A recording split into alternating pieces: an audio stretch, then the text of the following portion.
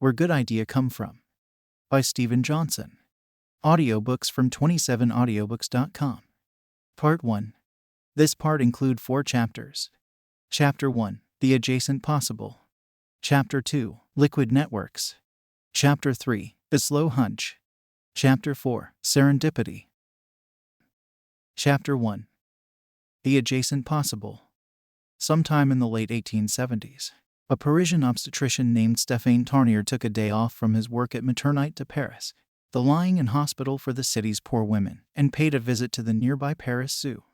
Wandering past the elephants and reptiles and classical gardens of the zoo's home inside the Jardin des Plantes, Tarnier stumbled across an exhibit of chicken incubators. Seeing the hatchlings totter about in the incubator's warm enclosure triggered an association in his head, and before long he had hired Odile Martin, the zoo's poultry raiser, to construct a device that would perform a similar function for human newborns. By modern standards, infant mortality was staggeringly high in the late 19th century, even in a city as sophisticated as Paris. 1 in 5 babies died before learning to crawl, and the odds were far worse for premature babies born with low birth weights. Tarnier knew that temperature regulation was critical for keeping these infants alive, and he knew that the French medical establishment had a deep-seated obsession with statistics. And so as soon as his newborn incubator had been installed at Maternite, the fragile infants warmed by hot water bottles below the wooden boxes, Tarnier embarked on a quick study of 500 babies. The results shocked the Parisian medical establishment. While 66% of low-weight babies died within weeks of birth, only 38% died if they were housed in Tarnier's incubating box. You could effectively halve the mortality rate for premature babies simply by treating them like hatchlings in a zoo. Tarnier's incubator was not the first device employed for warming newborns, and the contraption he built with Martin would be improved upon significantly in the subsequent decades. But Tarnier's statistical analysis gave newborn incubation the push that it needed. Within a few years, the Paris Municipal Board required that incubators be installed in all the city's maternity hospitals. In 1896, an enterprising physician named Alexander Lyon set up a display of incubators with live newborns at the Berlin Exposition. Dubbed the Kinderbrutenstall, or Child Hatchery, Lyon's exhibit turned out to be the sleeper hit of the exposition and launched a bizarre tradition of incubator sideshows that persisted well into the 20th century. Modern incubators, supplemented with high-oxygen therapy and other advances, became standard equipment in all American hospitals after the end of World War II, triggering a spectacular 75% decline in infant mortality rates between 1950 and 1998. Because incubators focus exclusively on the beginning of life, their benefit to public health, measured by the sheer number of extra years they provide, rivals any medical advance of the 20th century. Radiation therapy or a double bypass might give you another decade or two, but an incubator gives you an entire lifetime. In the developing world, however, the infant mortality story remains bleak. Whereas infant deaths are below 10 per thousand births throughout Europe and the United States, over 100 infants die per thousand in countries like Liberia and Ethiopia, many of them premature babies that would have survived with access to incubators. But modern incubators are complex, expensive things. A standard incubator in an American hospital might cost more than $40,000, but the expense is arguably the smaller hurdle to overcome. Complex equipment breaks, and when it breaks you need the technical expertise to fix it, and you need replacement parts. In the year that followed the 2004 Indian Ocean tsunami, the Indonesian city of Mulabo received 8 incubators from a range of international relief organizations. By late 2008, when an MIT professor named Timothy Prestero visited the hospital, all 8 were out of order, the victims of power surges and tropical humidity, along with the hospital staff's inability to read the English repair manual. The Mulabo incubators were a representative sample. Some studies suggest that as much as 95% of medical technology donated to developing countries breaks within the first 5 years of use. Prestero had a vested interest in those broken incubators because the organization he founded, Design That Matters, had been working for several years on a new scheme for a more reliable and less expensive incubator. One that recognized complex medical technology was likely to have a very different tenure in a developing world context than it would in an American or European hospital. Designing an incubator for a developing country wasn't just a matter of creating something that worked. It was also a matter of designing something that would break in a non-catastrophic way. You couldn't guarantee a steady supply of spare parts or trained repair technicians, so instead, Prestero and his team decided to build an incubator out of parts that were already abundant in the developing world. The idea had originated with a Boston doctor named Jonathan Rosen, who had observed that even the smaller towns of the developing world seemed to be able to keep automobiles in working order.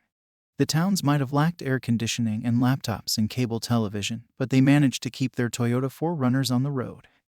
So Rosen approached Prestero with an idea. What if you made an incubator out of automobile parts?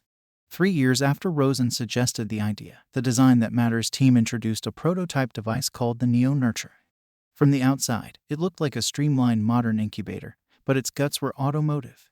Sealed beam headlights supplied the crucial warmth, dashboard fans provided filtered air circulation, door chimes sounded alarms. You could power the device via an adapted cigarette lighter or a standard-issue motorcycle battery. Building the Neo-Nurture out of car parts was doubly efficient, because it tapped both the local supply of parts themselves and the local knowledge of automobile repair. These were both abundant resources in the developing world context, as Rosen liked to say. You didn't have to be a trained medical technician to fix the Neo-Nurture, you didn't even have to read the manual. You just needed to know how to replace a broken headlight. Good ideas are like the Neo-Nurture device. They are, inevitably, constrained by the parts and skills that surround them. We have a natural tendency to romanticize breakthrough innovations, imagining momentous ideas transcending their surroundings, a gifted mind somehow seeing over the detritus of old ideas and ossified tradition. But ideas are works of bricolage, they're built out of that detritus. We take the ideas we've inherited or that we've stumbled across, and we jigger them together into some new shape. We like to think of our ideas as $40,000 incubators, shipped direct from the factory, but in reality they've been cobbled together with spare parts that happen to be sitting in the garage.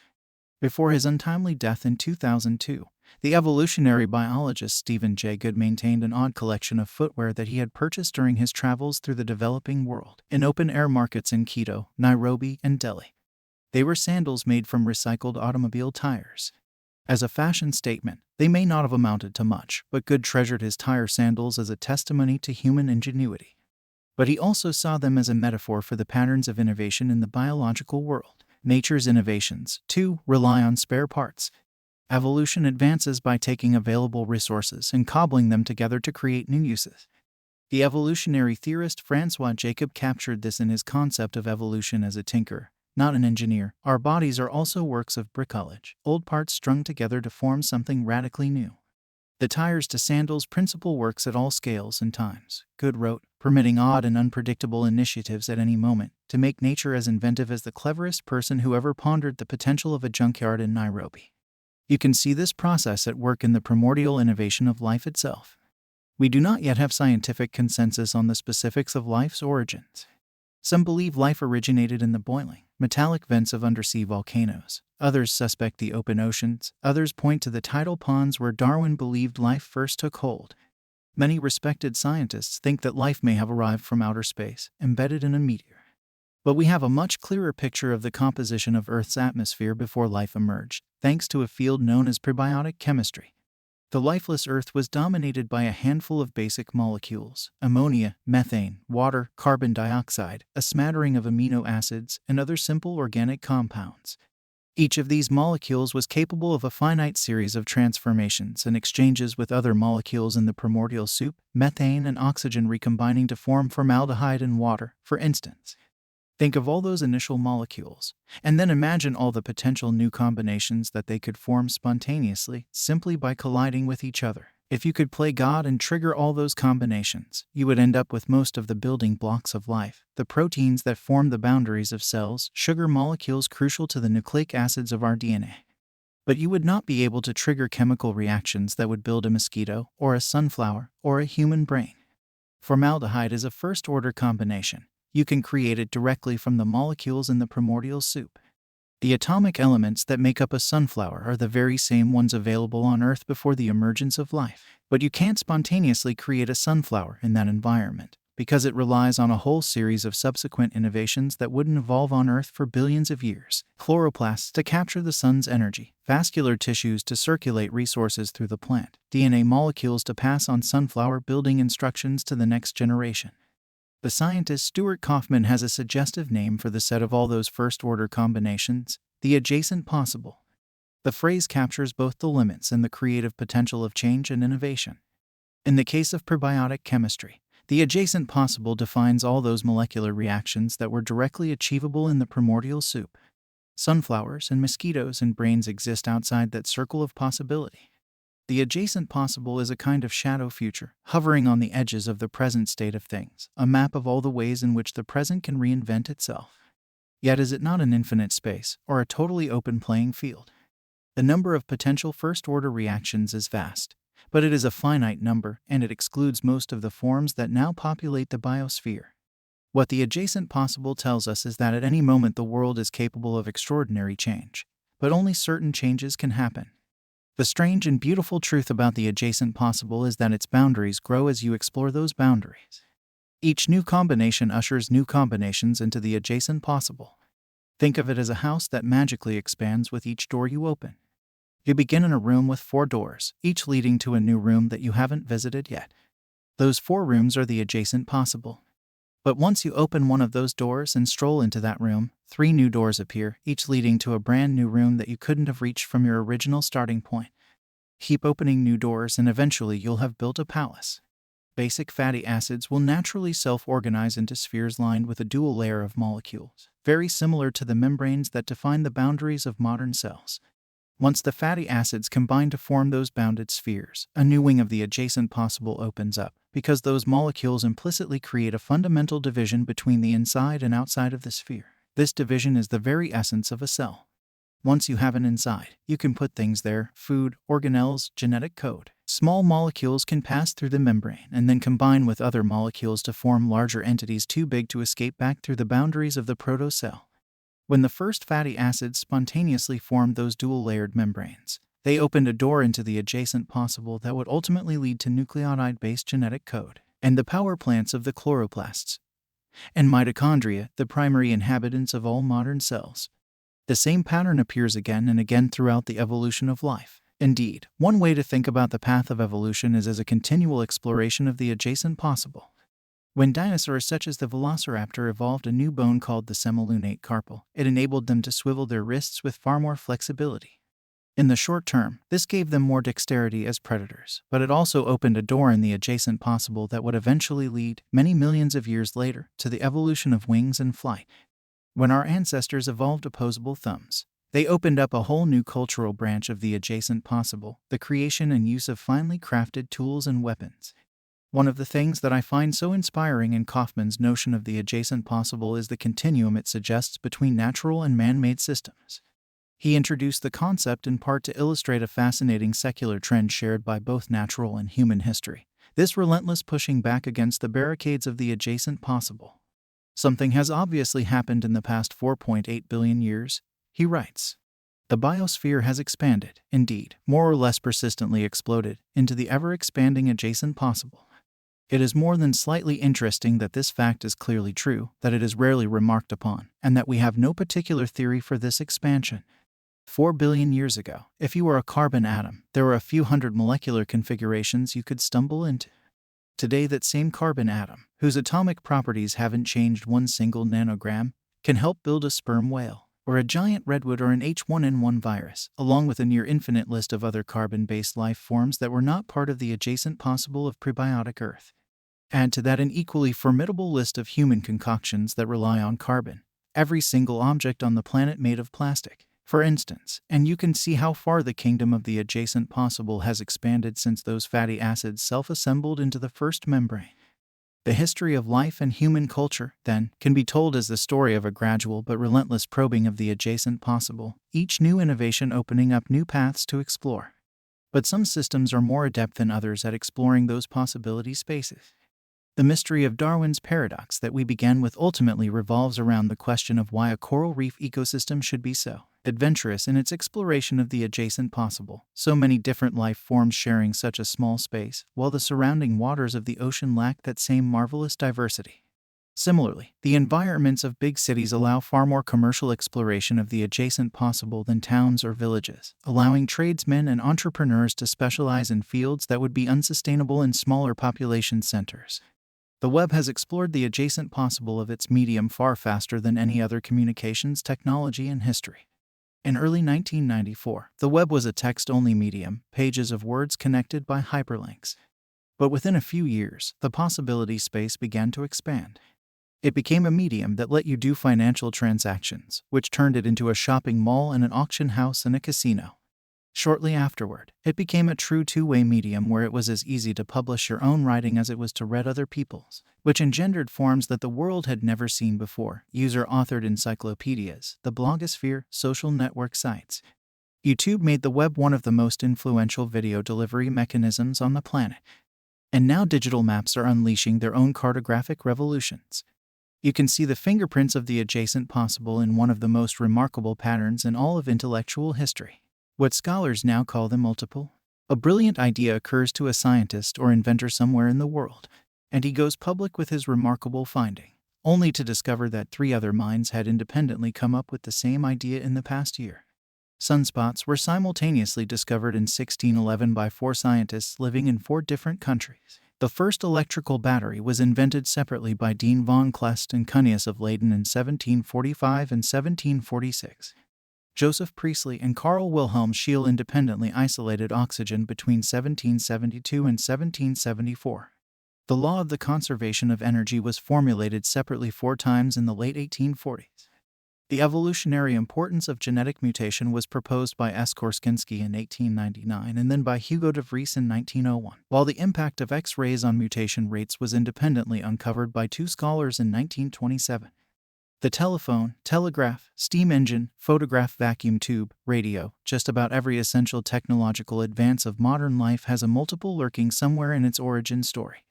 In the early 1920s, 2 Columbia University scholars named William Ogburn and Dorothy Thomas decided to track down as many multiples as they could find, eventually publishing their survey in an influential essay with the delightful title, "Are Inventions Inevitable?" Ogburn and Thomas found 148 instances of independent innovation, most of them occurring within the same decade.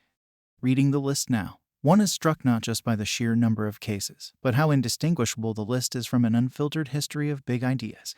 Multiples have been invoked to support hazy theories about the zeitgeist, but they have a much more grounded explanation. Good ideas are not conjured out of thin air. They are built out of a collection of existing parts, the composition of which expands over time. Some of those parts are conceptual, ways of solving problems, or new definitions of what constitutes a problem in the first place. Some of them are, literally, mechanical parts.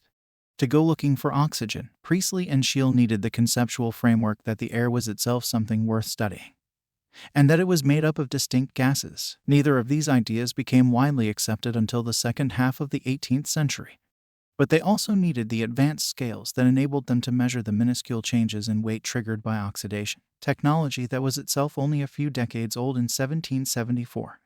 When those parts became available, the discovery of oxygen entered the realm of the adjacent possible. Isolating oxygen was, as the saying goes, in the air, but only because a specific set of prior discoveries and inventions had made that experiment thinkable. The adjacent possible is as much about limits as it is about openings. At every moment in the timeline of an expanding biosphere, there are doors that cannot be unlocked yet. In human culture, we like to think of breakthrough ideas as sudden accelerations on the timeline, where a genius jumps ahead 50 years and invents something that normal minds, trapped in the present moment, couldn't possibly have come up with.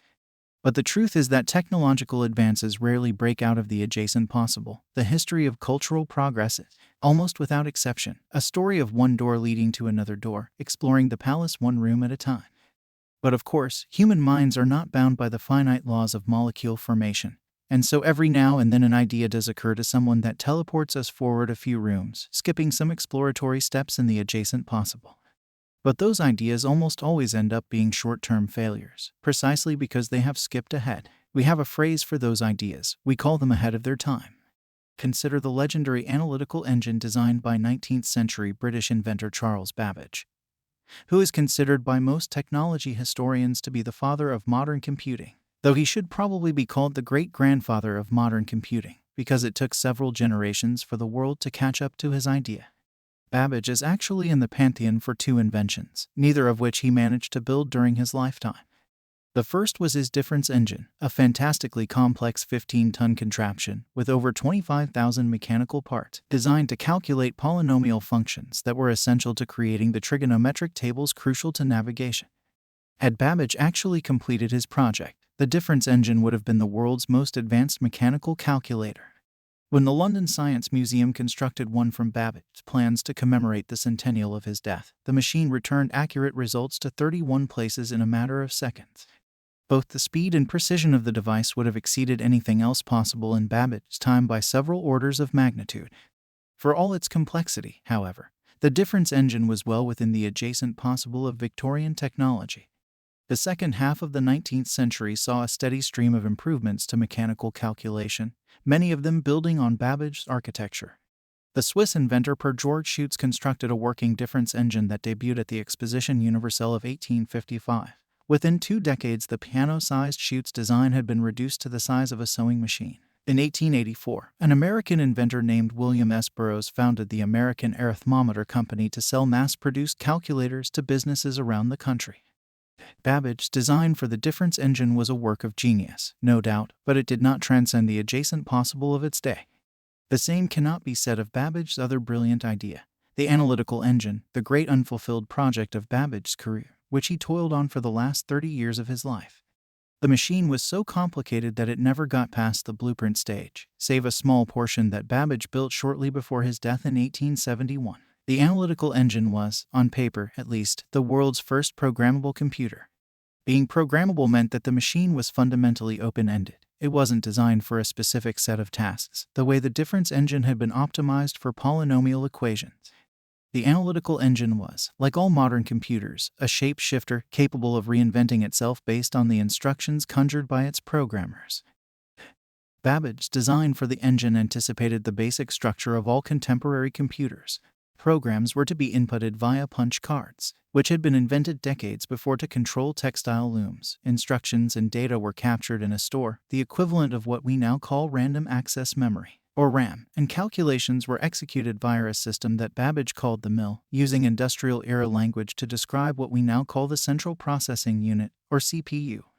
Babbage had most of this system sketched out by 1837, but the first true computer to use this programmable architecture didn't appear for more than 100 years.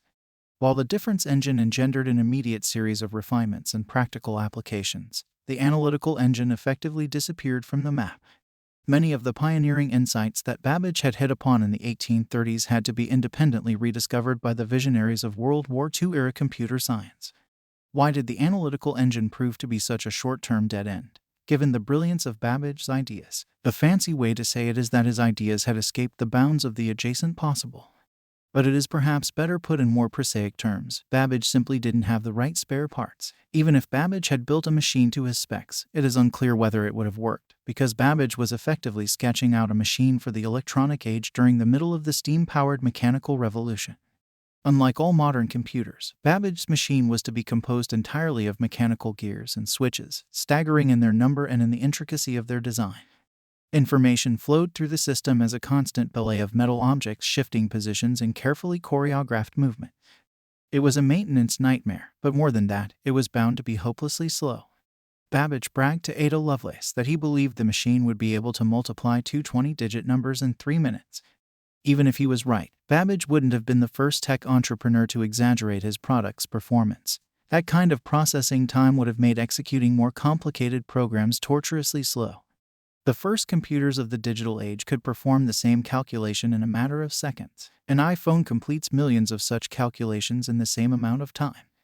Programmable computers needed vacuum tubes, or, even better, integrated circuits, where information flows as tiny pulses of electrical activity instead of clanking, rusting, steam-powered metal gears. You can see a comparable pattern on a vastly accelerated timetable in the story of YouTube. Had Hurley, Chen, and Karam tried to execute the exact same idea for YouTube 10 years earlier, in 1995, it would have been a spectacular flop because a site for sharing video was not within the adjacent possible of the early web. For starters, the vast majority of web users were on painfully slow dial-up connections that could sometimes take minutes to download a small image. Another key to YouTube's early success is that its developers were able to base the video serving on Adobe's Flash platform, which meant that they could focus on the ease of sharing and discussing clips, and not spend millions of dollars developing a whole new video standard from scratch. But Flash itself wasn't released until late 1996, and didn't even support video until 2002. To use our microbiology analogy, having the idea for a difference engine in the 1830s was like a bunch of fatty acids trying to form a cell membrane. Babbage's calculating machine was a leap forward, to be sure, but as advanced as it was, the difference engine was still within the bounds of the adjacent possible, which is precisely why so many practical iterations of Babbage's design emerged in the subsequent decades. But trying to create an analytical engine in 1850, or YouTube in 1995, was the equivalent of those fatty acids trying to self-organize into a sea urchin. The idea was right, but the environment wasn't ready for it yet. All of us live inside our own private versions of the adjacent possible, in our work lives, in our creative pursuits, in the organizations that employ us, in the communities we inhabit. In all these different environments, we are surrounded by potential new configurations, new ways of breaking out of our standard routines. We are, each of us, surrounded by the conceptual equivalent of those Toyota spare parts, all waiting to be recombined into something magical, something new. It need not be the epic advances of biological diversity or the invention of programmable computing. Unlocking a new door can lead to a world-changing scientific breakthrough, but it can also lead to a more effective strategy for teaching second graders or a novel marketing idea for the vacuum cleaner your company's about to release. The trick is to figure out ways to explore the edges of possibility that surround you. This can be as simple as changing the physical environment you work in, or cultivating a specific kind of social network, or maintaining certain habits in the way you seek out and store information. Recall the question we began with: what kind of environment creates good ideas? The simplest way to answer it is this: innovative environments are better at helping their inhabitants explore the adjacent possible, because they expose a wide and diverse sample of spare parts, mechanical or conceptual, and they encourage novel ways of recombining those parts. Environments that block or limit those new combinations, by punishing experimentation, by obscuring certain branches of possibility, by making the current state so satisfying that no one bothers to explore the edges, will, on average, generate and circulate fewer innovations than environments that encourage exploration. The infinite variety of life that so impressed Darwin, standing in the calm waters of the Keeling Islands, exists because the coral reef is supremely gifted at recycling and reinventing the spare parts of its ecosystem.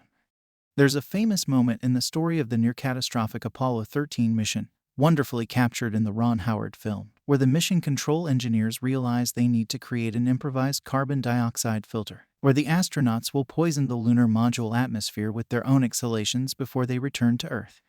The astronauts have plenty of carbon scrubbers on board, but these filters were designed for the original, damaged spacecraft and don't fit the air ventilation system of the lunar module they are using as a lifeboat to return home. Mission Control quickly assembles what it calls a Tiger team of engineers to hack their way through the problem, and creates a rapid-fire inventory of all the available equipment currently on the lunar module. In the movie, Deke Slayton, head of flight crew operations, tosses a jumbled pile of gear on a conference table: suit hoses, canisters, stowage bags, duct tape, and other assorted gadgets. He holds up the carbon scrubbers. "We gotta find a way to make this fit into a hole for this," he says, and then points to the spare parts on the table, using nothing but that. The space gear on the table defines the adjacent possible for the problem of building a working carbon scrubber on a lunar module. The device they eventually concoct, dubbed the mailbox, performs beautifully. The canisters and nozzles are like the ammonia and methane molecules of the early Earth, or Babbage's mechanical gears, or those Toyota parts heating an incubator. They are the building blocks that create and limit the space of possibility for a specific problem. In a way, the engineers at Mission Control had it easier than most. Challenging problems don't usually define their adjacent possible in such a clear, tangible way. Part of coming up with a good idea is discovering what those spare parts are, and ensuring that you're not just recycling the same old ingredients. This, then, is where the next 6 patterns of innovation will take us, because they all involve, in one way or another, tactics for assembling a more eclectic collection of building block ideas, spare parts that can be reassembled into useful new configurations. The trick to having good ideas is not to sit around in glorious isolation and try to think big thoughts. The trick is to get more parts on the table. Chapter 2. Liquid Networks.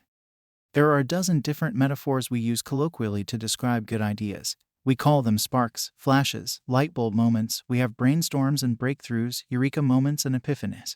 Something about the concept pushes our language into rhetorical overdrive, our verbiage straining to reproduce the innovation it describes. And yet, florid as they are, none of those metaphors captures what an idea actually is on the most elemental level. A good idea is a network.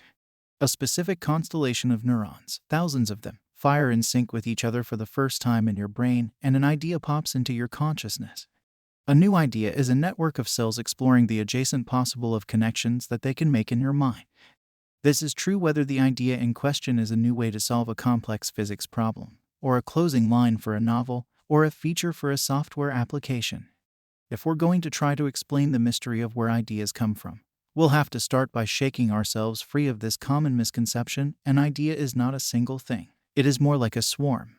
When you think about ideas in their native state of neural networks, two key preconditions become clear. First, the sheer size of the network. You can't have an epiphany with only 3 neurons firing. The network needs to be densely populated. Your brain has roughly 100 billion neurons, an impressive enough number. But all those neurons would be useless for creating ideas if they weren't capable of making such elaborate connections with each other.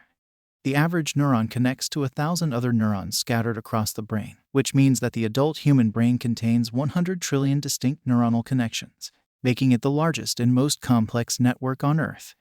By comparison, there are somewhere on the order of 40 billion pages on the web. If you assume an average of 10 links per page, that means you and I are walking around with a high-density network in our skulls that is orders of magnitude larger than the entirety of the World Wide Web. The second precondition is that the network be plastic, capable of adopting new configurations. A dense network incapable of forming new patterns is, by definition, incapable of change, incapable of probing at the edges of the adjacent possible. When a new idea pops into your head, the sense of novelty that makes the experience so magical has a direct correlate in the cells of your brain. A brand new assemblage of neurons has come together to make the thought possible.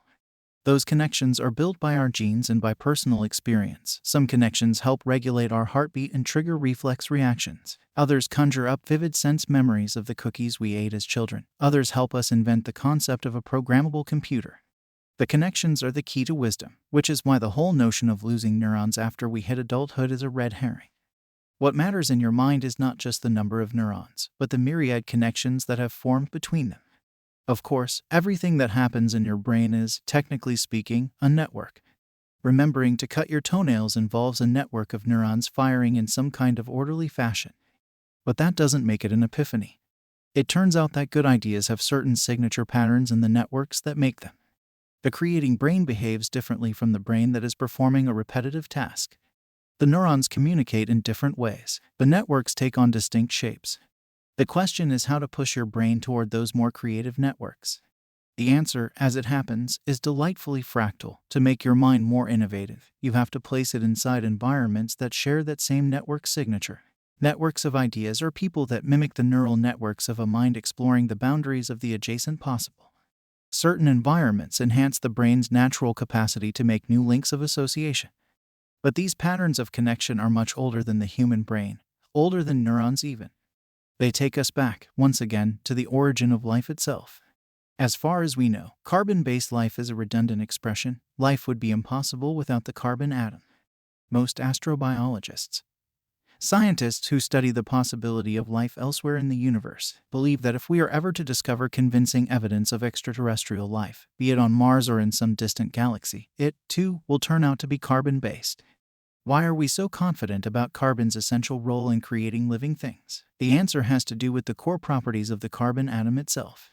Carbon has 4 valence electrons residing in the outermost shell of the atom, which, for complicated reasons, makes it uniquely talented at forming connections with other atoms, particularly with hydrogen, nitrogen, oxygen, phosphorus, sulfur, and, crucially, with other carbon atoms.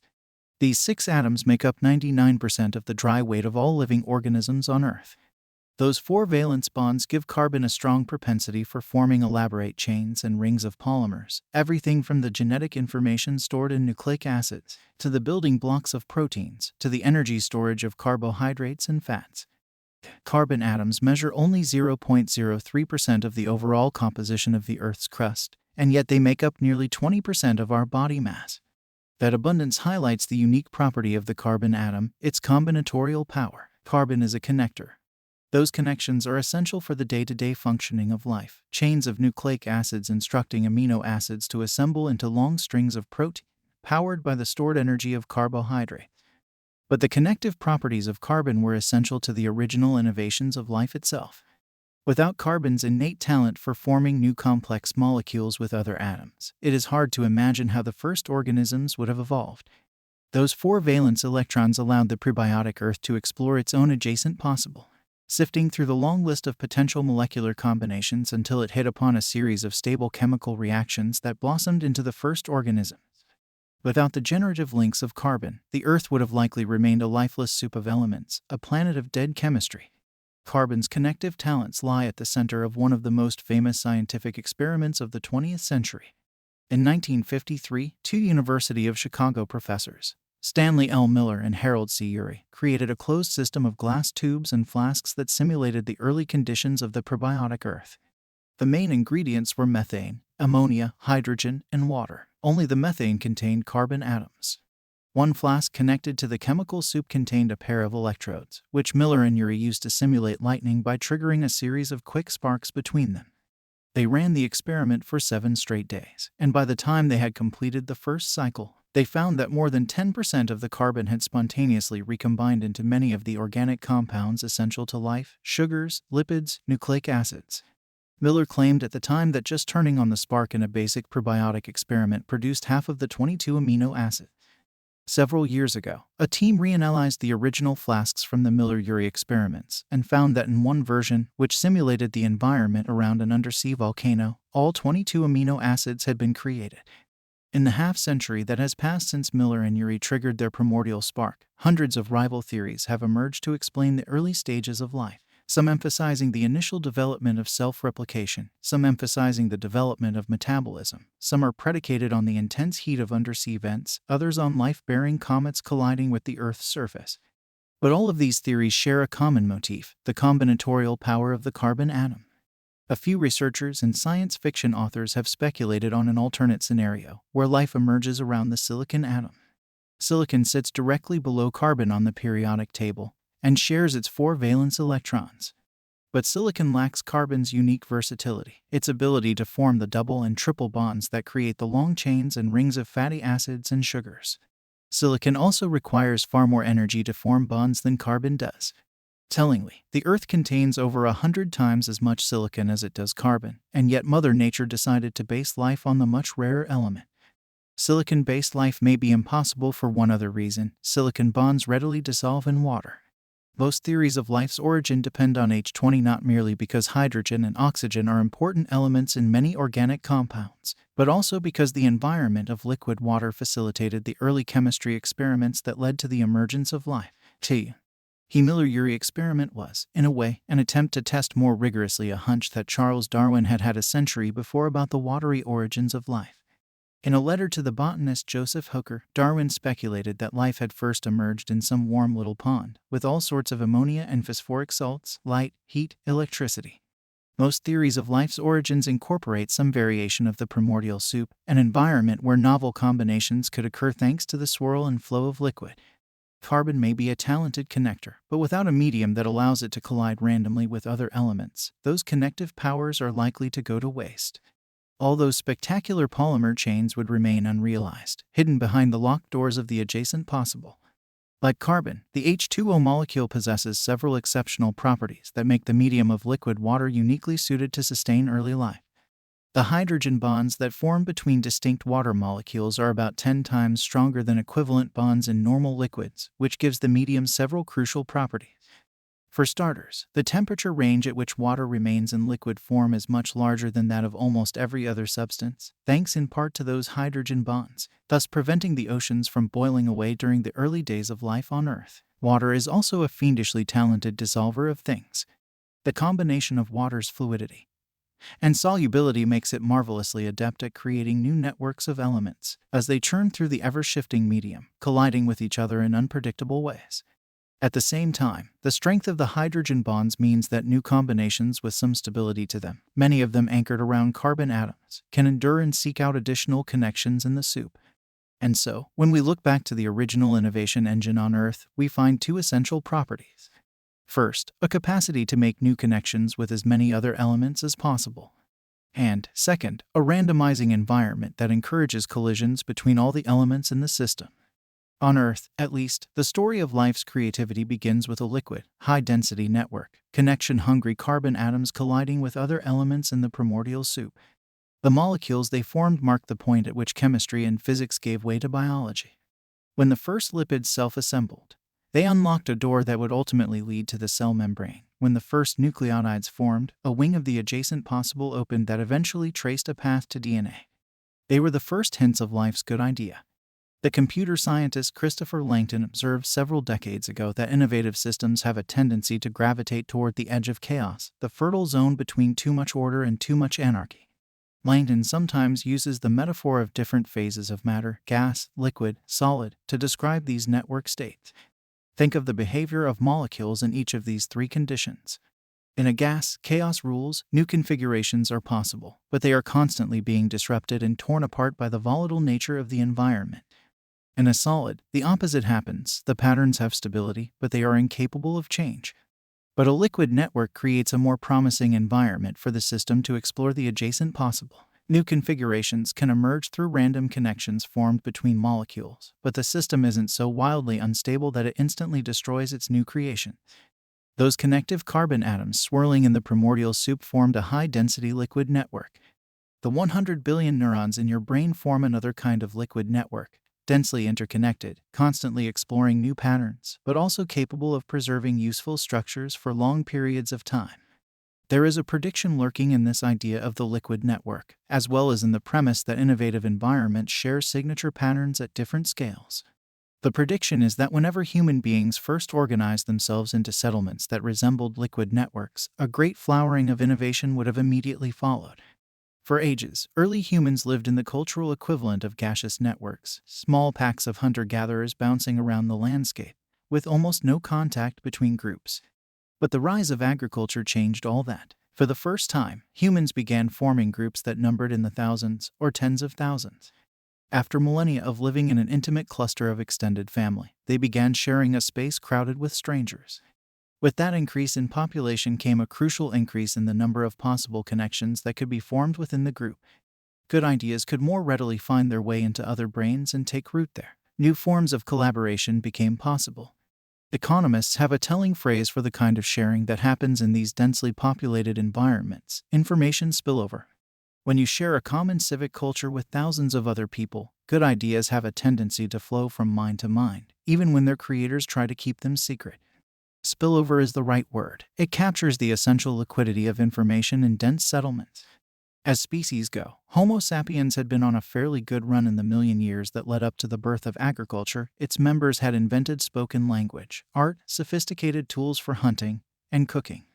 But until they settled in cities, they had not figured out a way to live inside a high-density liquid network. What happened when they did? To grasp the magnitude of the change, we need to put it in some kind of perspective by measuring the speed of innovation before the first cities were settled. So let us condense 70,000 years of innovation into a single timeline, ending circa 2000 BC, a few millennia after the first true cities formed.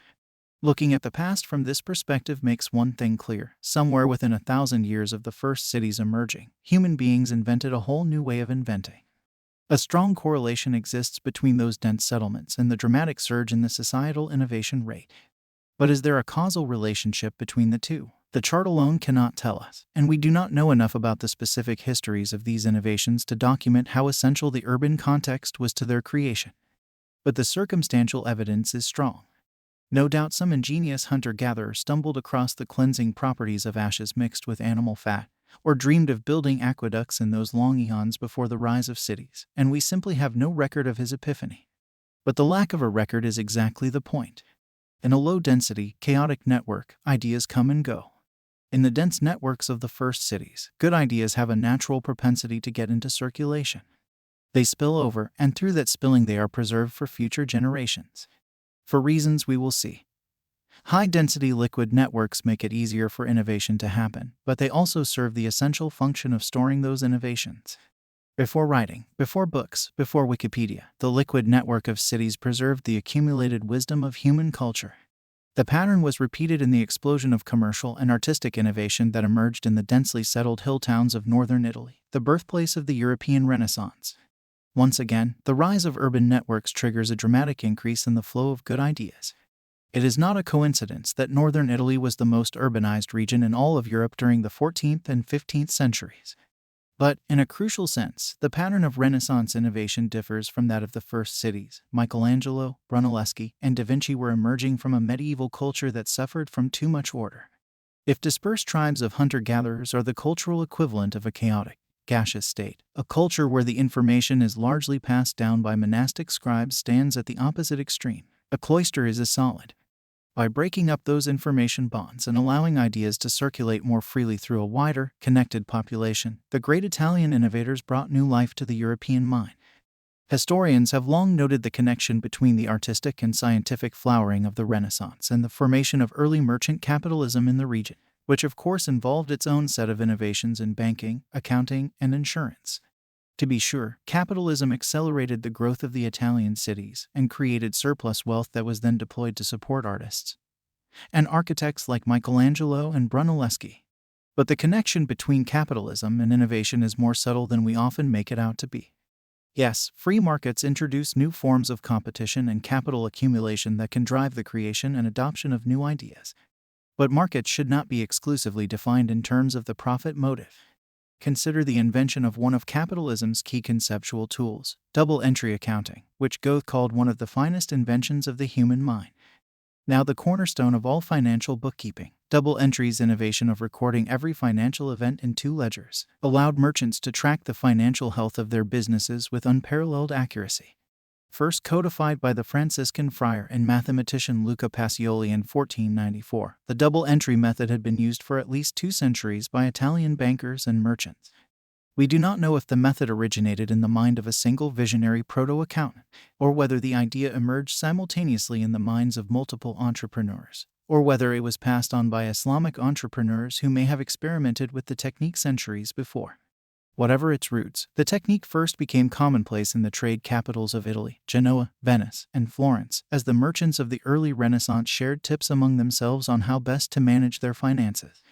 What makes the history of double entry so fascinating is the simple fact that no one seems to have claimed ownership of the technique, despite its immense value to a capitalist enterprise. One of the essential instruments in the creation of modern capitalism appears to have been developed collectively, circulating through the liquid networks of Italy's cities. Double-entry accounting made it far easier to keep track of what you owned, but no one owned double-entry accounting itself.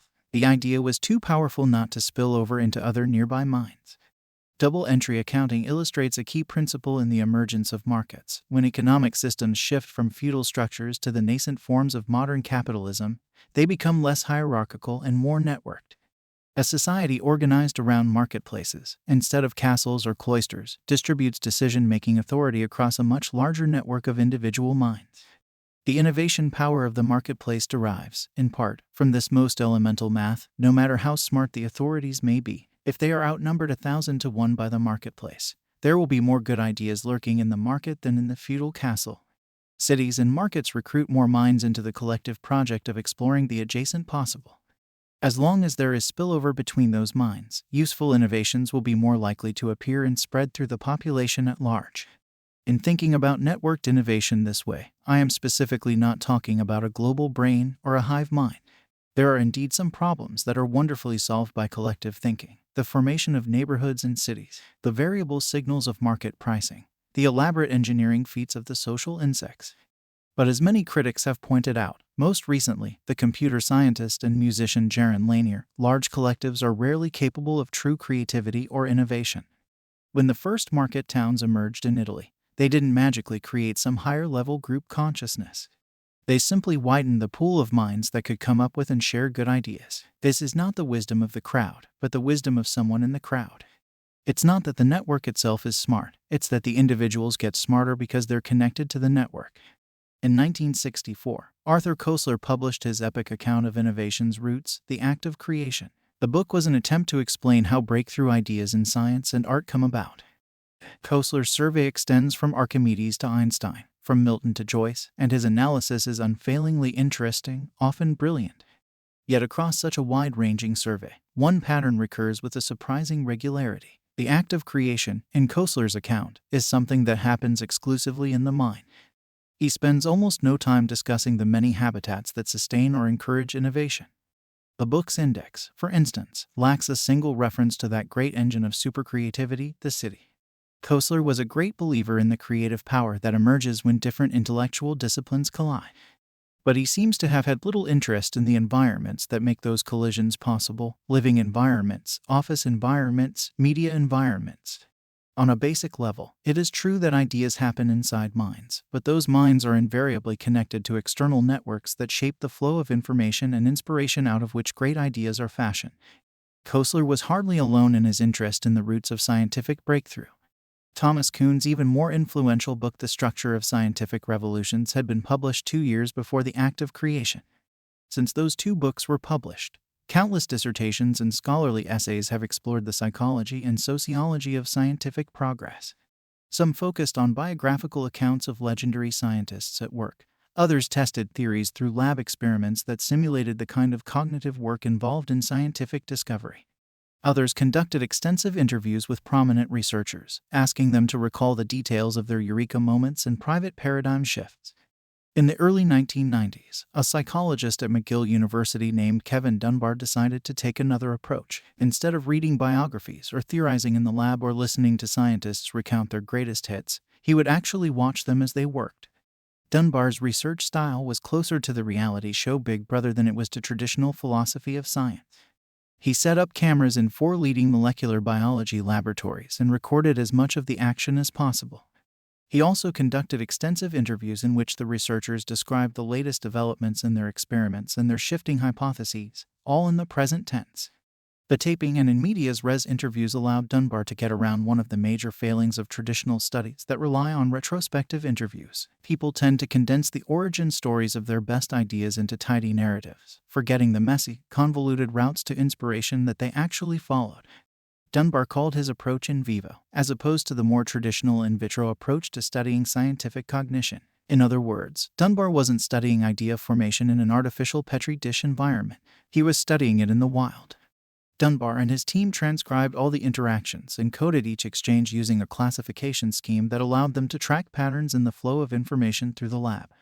In group interactions, for instance, exchanges between scientists could be formally coded as clarification or agreement and elaboration or questioning. Most important, Dunbar tracked the conceptual changes that occurred over the course of each project. A researcher baffled by persistent problems in achieving a stable control result, who suddenly realizes that the control problem could be the basis for a whole new experiment. An exchange between 2 scientists working on different projects who recognize a surprising and important connection between their work.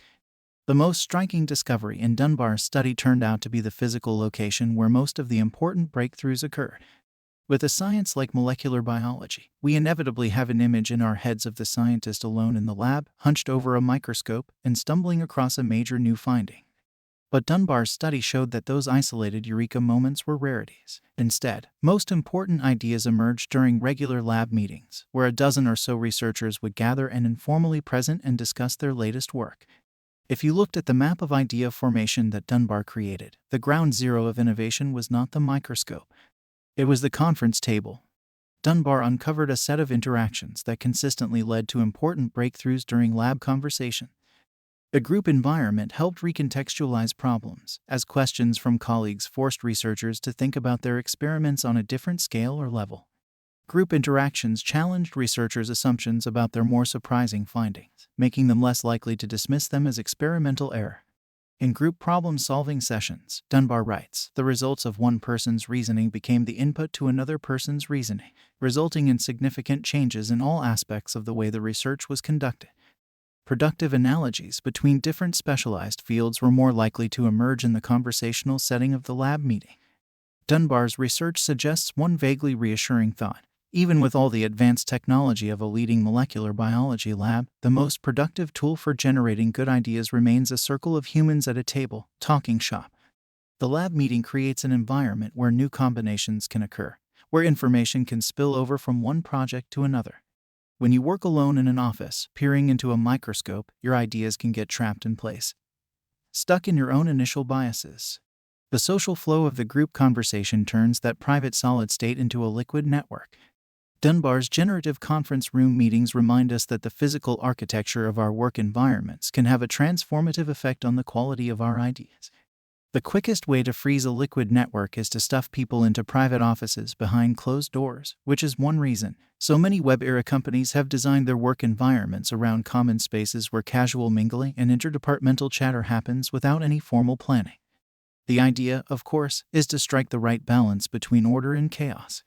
Inspired by the early hype about telecommuting, the advertising agency TBWA, Chiat, they experimented with a non-territorial office where desks and cubicles were jettisoned. Along with the private offices, employees had no fixed location in the office and were encouraged to cluster in new, ad hoc configurations with their colleagues depending on that day's projects.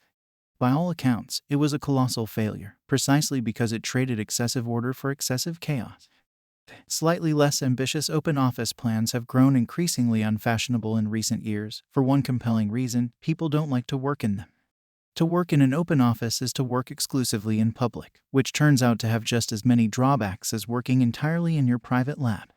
A better model might be MIT's legendary Building 20, the temporary structure built during World War II that somehow managed to last 55 years, in part because it had an extraordinary track record for cultivating both breakthrough ideas and organizations like Noam Chomsky's linguistics department, Bose Acoustics, and the Digital Equipment Corporation. As MIT wrote in a press release commemorating the building's remarkable history, not assigned to any one school, department, or center, it seems to always have had space for the beginning project, the graduate students' experiment, the interdisciplinary research center. The magic of Building 20, powerfully eulogized in Stuart Brand's How Buildings Learn, lay in the balance the environment struck between order and chaos. There were walls and doors and offices, as in most academic buildings. But the structure's temporary origins, it was originally built with the expectation that it would be torn down after 5 years, meant that those structures could be reconfigured with little bureaucratic fuss as new ideas created new purposes for the space. Because they are fixed physical structures, most offices have a natural tendency to disrupt liquid networks of information. They themselves are, quite literally, made out of solids, and they often map out the conceptual solid of a formal org chart with its neatly defined departments and hierarchies. Building 20 resisted those calcifying forces for a simple reason. It was built on the cheap, which meant its residents had no qualms about tearing down a wall or punching a hole in the ceiling to adapt the space to a new idea. But architects and interior designers are learning how to build work environments that facilitate liquid networks and more permanent structures. In November of 2007, Microsoft opened the doors to the new Redmond, Washington-based headquarters of its research division, Building 99. Created by a Microsoft designer named Martha Clarkson after deep collaboration with the tinkerers and multidisciplinarians of the research division, Building 99 was created from the ground up to be reinvented by the unpredictable flow of collaboration and inspiration. All the office spaces are modular, with walls that can be easily reconfigured to match the needs of the employees. Larger situation rooms house groups working on high-priority projects, with a mix of private workstations, conference tables, and sofa. Most walls are write on, wipe off, so if inspiration hits on the way to the restroom, you can quickly sketch out an idea for your colleagues to see. The traditional kitchenette with a coffee pot and refrigerator is replaced by open mixer stations where employees gather to share ideas or gossip. In a sense, Clarkson built the water coolers first, and then designed an office building around them. 2 decades ago, the psychologist Mihaly Csikszentmihalyi proposed the concept of flow to describe the internal state of energized focus that characterizes the mind at its most productive. It's a lovely metaphor, precisely because it suggests the essential fluidity that good ideas so often need. Flow is not the singular intensity of focusing like a laser, as we often say, and it is not the miraculous illumination of a sudden brainstorm. Rather, it is more the feeling of drifting along a stream, being carried in a clear direction, but still tossed in surprising ways by the eddies and whirls of moving water. But standing in the atrium of Building 99, it's impossible not to think that this space was designed to conjure up a different kind of flow. The collective flow of energized minds forming liquid networks in their mixing spaces and situation rooms. Building 99, like Building 20 before it, is a space that sees information spillover as a feature, not a flaw. It is designed to leak. In this, it shares some core values with the liquid networks of dense cities. No, a closed office at one of the world's richest corporations will never have the open-ended collisions and vitality that a city sidewalk has. But those are extreme points on a continuum. What is important in a structure like Building 99 is what it has learned about flow from those urban environments, and from temporary structures like Building 20. A corporate office building will never recreate 14th century Genoa, or even 20th century Greenwich Village. But office design is moving in that direction, away from the crystal palaces of organization man, with their corner offices and anonymous cubicles. And with that increased fluidity, all those new ideas jostling against each other, and rooms expanding and contracting to meet their needs, it's not hard to imagine the space generating a reliable flow of innovation in the years to come. Exploring the adjacent possible can be as simple as opening a door, but sometimes you need to move a wall. Chapter 3. The Slow Hunch. On July 10, 2001, an Arizona-based FBI field agent named Ken Williams filed an electronic communication with his superiors in Washington and New York, using the Bureau's automated case support system, the antiquated electronic repository through which the Bureau shared information about ongoing investigations. The 6-page document began with this prophetic sentence: "The purpose of this communication is to advise the Bureau and New York of the possibility of a coordinated effort by USAMA bin Laden to send students to the United States to attend civil aviation universities and colleges." This was the now legendary Phoenix Memo, a warning shot fired and largely ignored during the lazy summer months leading up to 9/11.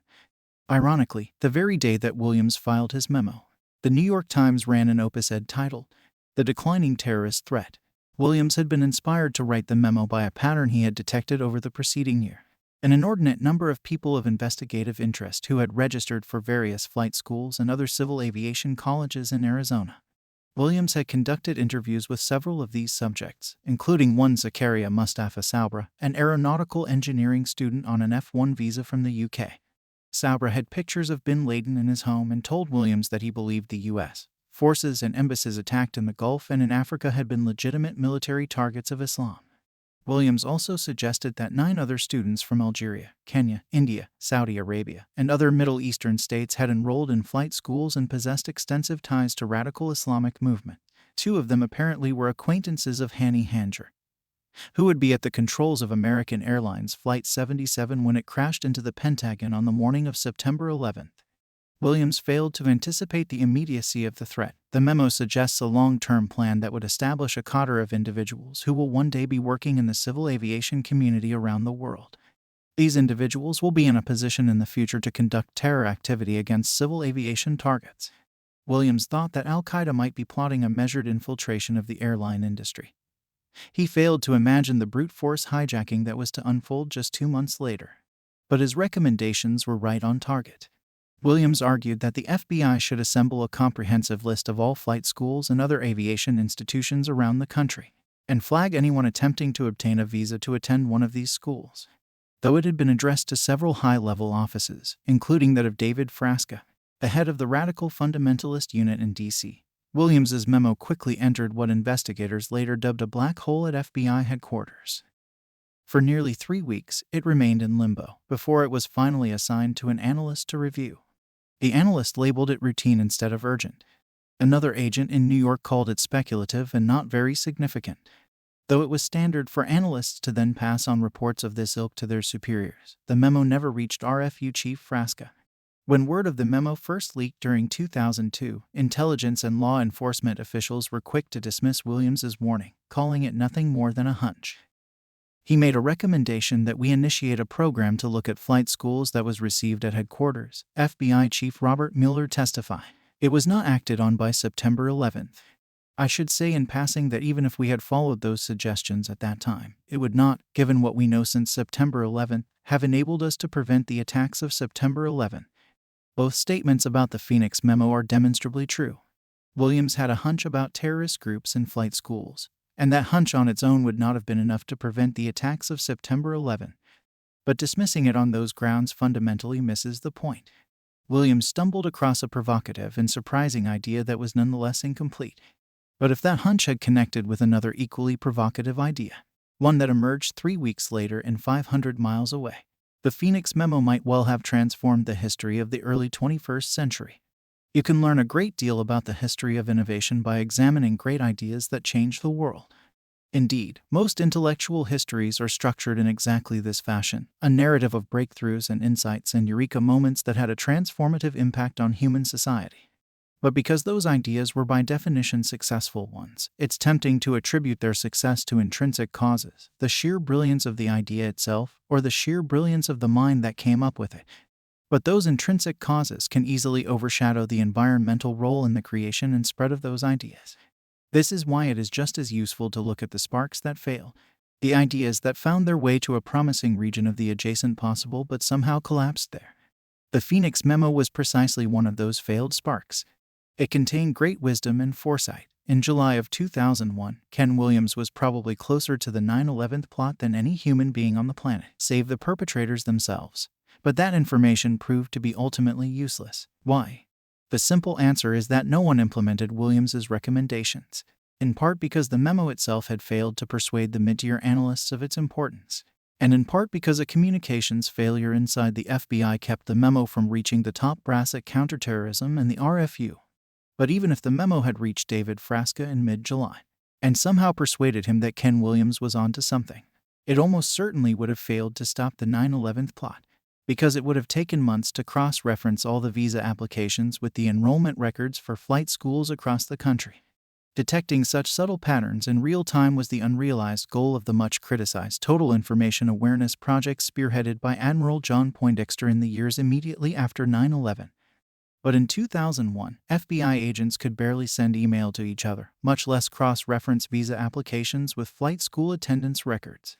This is the technicality that allowed Robert Mueller to testify that following the recommendations of the Phoenix Memo would have done nothing to stop the 9/11 attacks.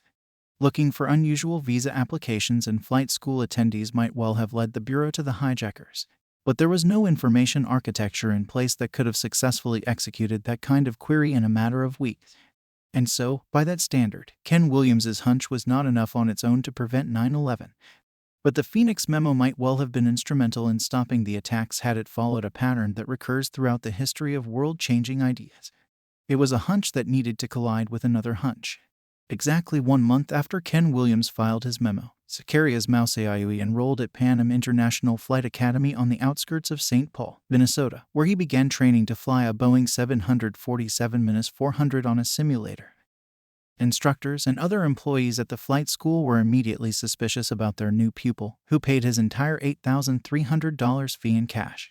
Moussaoui possessed an inordinate amount of interest in the operation of the cockpit doors and flight tour communications, despite the fact that he claimed no interest in ever flying a real plane.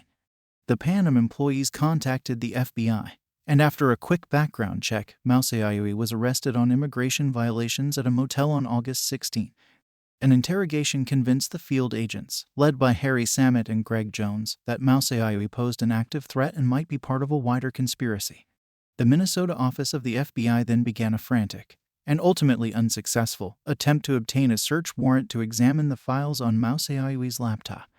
On August 21, the request to seek a search warrant was formally denied on the grounds that the evidence for probable cause was shaky, just another hunch from the hinterlands. For the next week, the Minneapolis office implored headquarters to get access to Moussaoui's laptop, to no avail. Agent Jones at one point warned that Moussaoui might try to fly something into the World Trade Center. The search warrant would not be granted until the afternoon of September 11, after Jones's vision turned out to be all too prescient. This is a story of two hunches. Ken Williams's hunch that a plot involving multiple radical Islamic fundamentalists could be intercepted by tracking visa application and flight school enrollment records, and the Minneapolis field agent's hunch that Moussaoui wanted to fly a plane into the World Trade Center.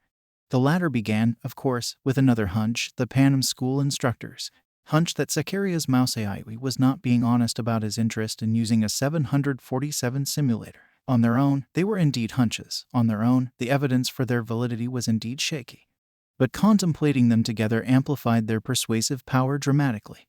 Connecting the dots between them would have certainly supplied enough probable cause to justify examining the contents of Zacharias Moussaoui's laptop.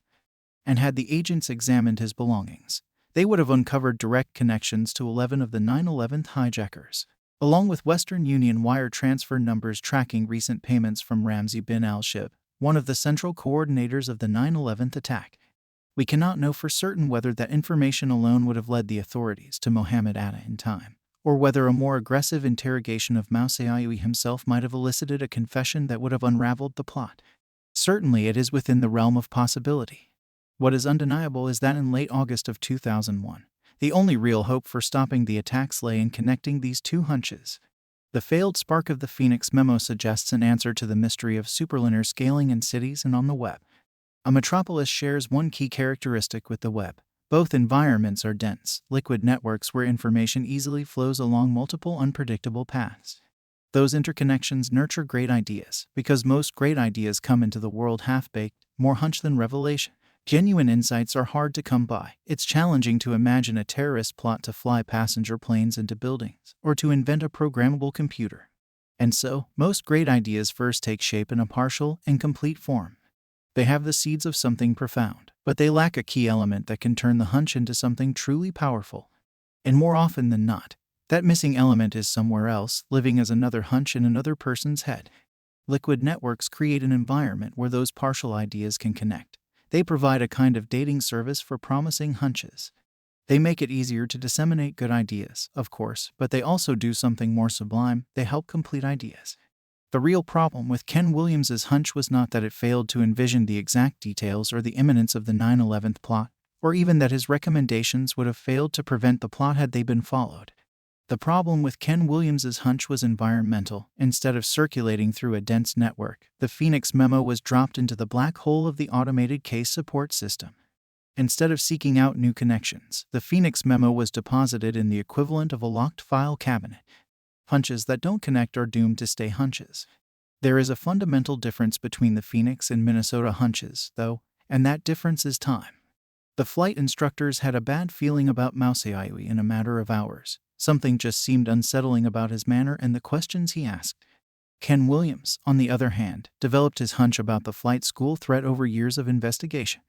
The Phoenix memo was not the result of a gut impression. It was an idea that slowly took shape over time, a pattern detected after countless hours of observation and inquiry.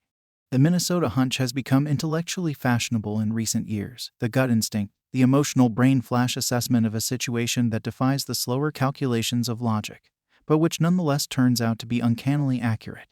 The interest in this kind of hunch dates back to the 1980s and Antonio Damasio's experiments with brain-damaged patients whose inability to make intuitive snap judgments produced startlingly irrational behavior.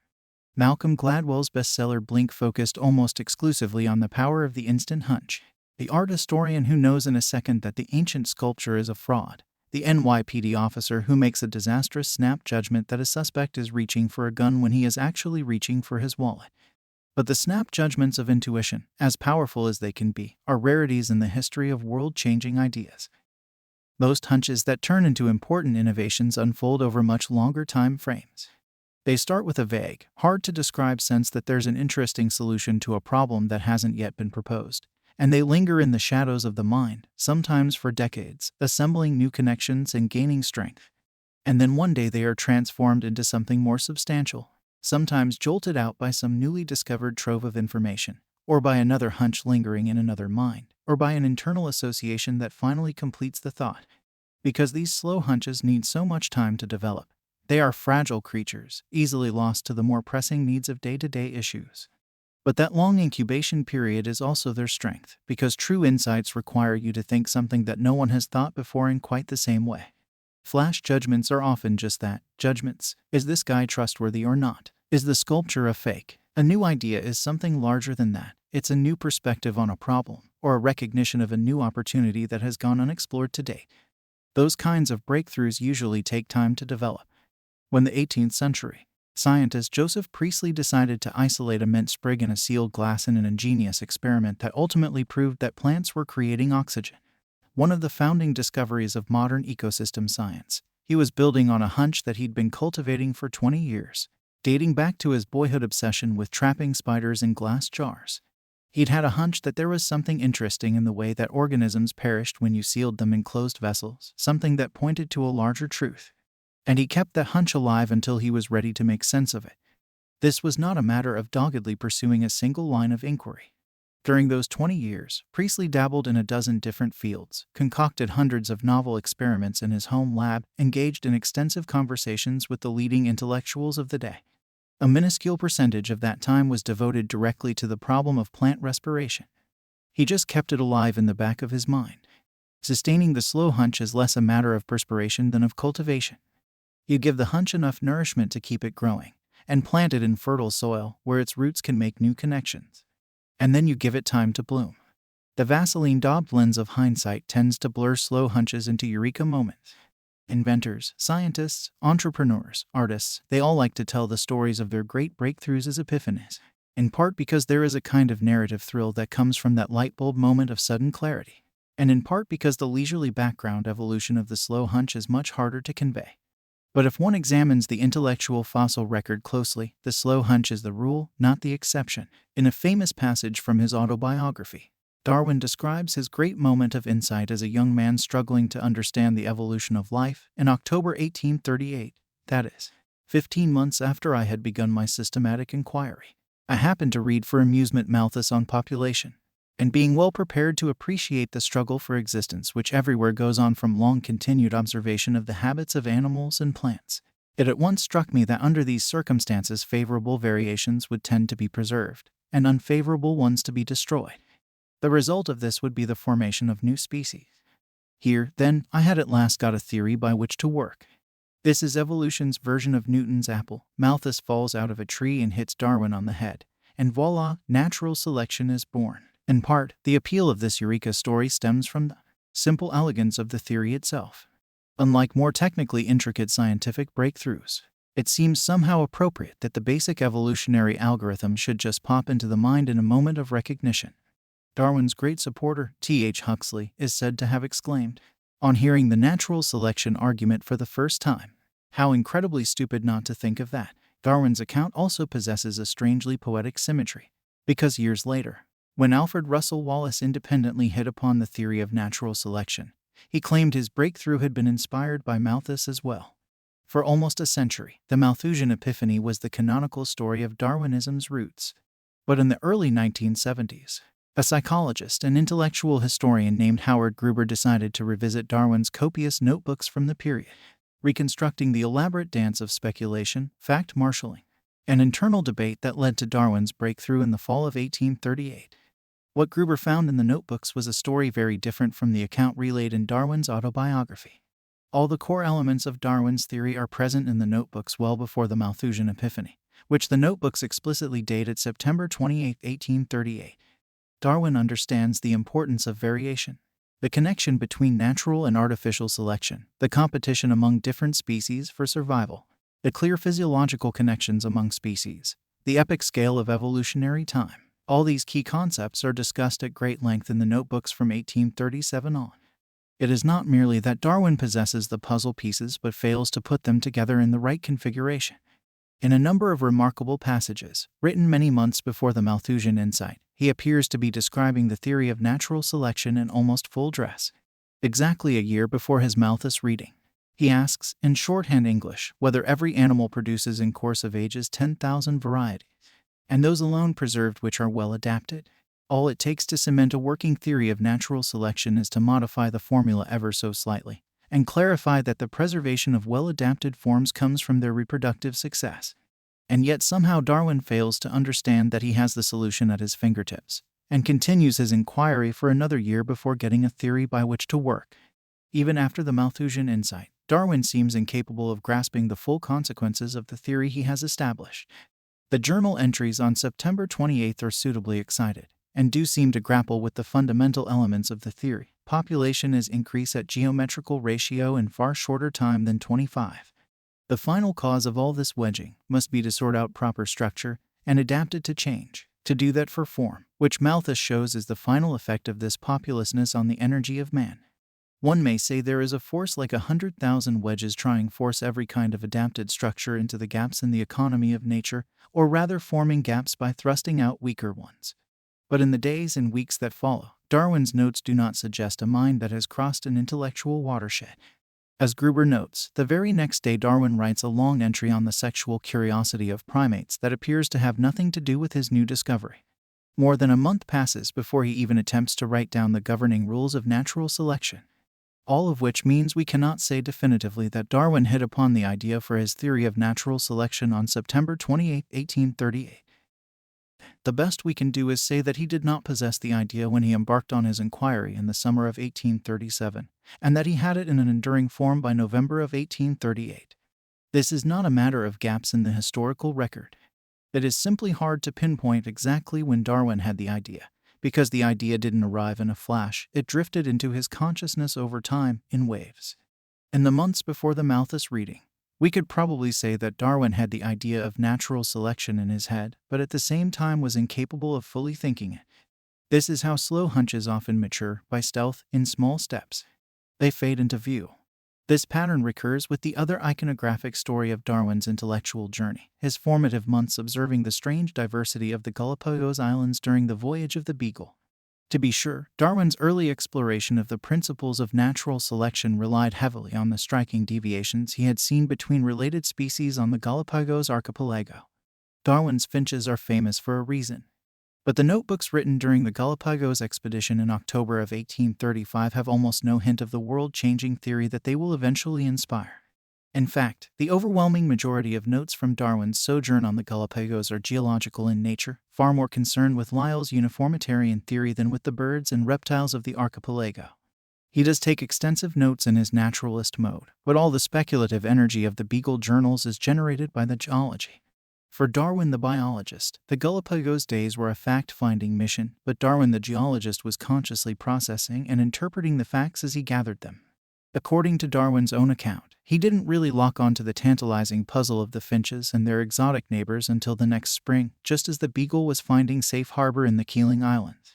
His journal for 1837 includes the line, "In July opened first notebook on transmutation of species, had been greatly struck from about month of previous March on character of S. American fossils, and species on Galapagos archipelago. These facts origin of all my views." He had witnessed firsthand the marvelous diversity of species on the Galapagos, and had documented it with a precision that no human had ever attempted before. But it took him 5 months to realize why it was important. Keeping a slow hunch alive poses challenges on multiple scales. For starters, you have to preserve the hunch in your own memory, in the dense network of your neurons. Most slow hunches never last long enough to turn into something useful, because they pass in and out of our memory too quickly, precisely because they possess a certain murkiness. You get a feeling that there's an interesting avenue to explore, a problem that might someday lead you to a solution, but then you get distracted by more pressing matters and the hunch disappears. So part of the secret of hunch cultivation is simple: write everything down. We can track the evolution of Darwin's ideas with such precision because he adhered to a rigorous practice of maintaining notebooks where he quoted other sources, improvised new ideas, interrogated and dismissed false leads, drew diagrams, and generally let his mind roam on the page. We can see Darwin's ideas evolve because on some basic level the notebook platform creates a cultivating space for his hunches. It is not that the notebook is a mere transcription of the ideas, which are happening offstage somewhere in Darwin's mind. Darwin was constantly rereading his notes, discovering new implications. His ideas emerge as a kind of duet between the present tense thinking brain and all those past observations recorded on paper. Somewhere in the middle of the Indian Ocean, a train of association compels him to revisit his notes on the fauna of the Galapagos archipelago from 5 months before.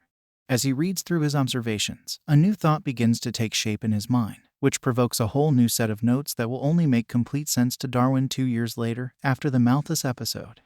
Darwin's notebooks lie at the tail end of a long and fruitful tradition that peaked in Enlightenment-era Europe, particularly in England: the practice of maintaining a commonplace book. Scholars, amateur scientists, aspiring men of letters, just about anyone with intellectual ambition in the 17th and 18th centuries was likely to keep a commonplace book. The great minds of the period, Milton, Bacon, Locke, were zealous believers in the memory-enhancing powers of the commonplace book.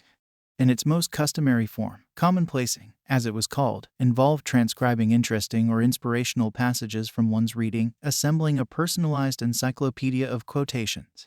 There is a distinct self-help quality to the early descriptions of commonplacing's virtues. Maintaining the books enabled one to lay up a fund of knowledge, from which we may at all times select what is useful in the several pursuits of life. John Locke first began maintaining a commonplace book in 1652, during his first year at Oxford. Over the next decade he developed and refined an elaborate system for indexing the book's content. Locke thought his method important enough that he appended it to a printing of his canonical work, an essay concerning human understanding. Locke's approach seems almost comical in its intricacy.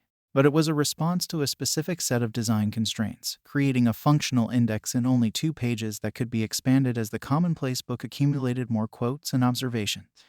When I meet with anything that I think fit to put into my commonplace book, I first find a proper head. Suppose, for example, that the head be epistola. I look unto the index for the first letter and the following vowel, which in this instance are ei.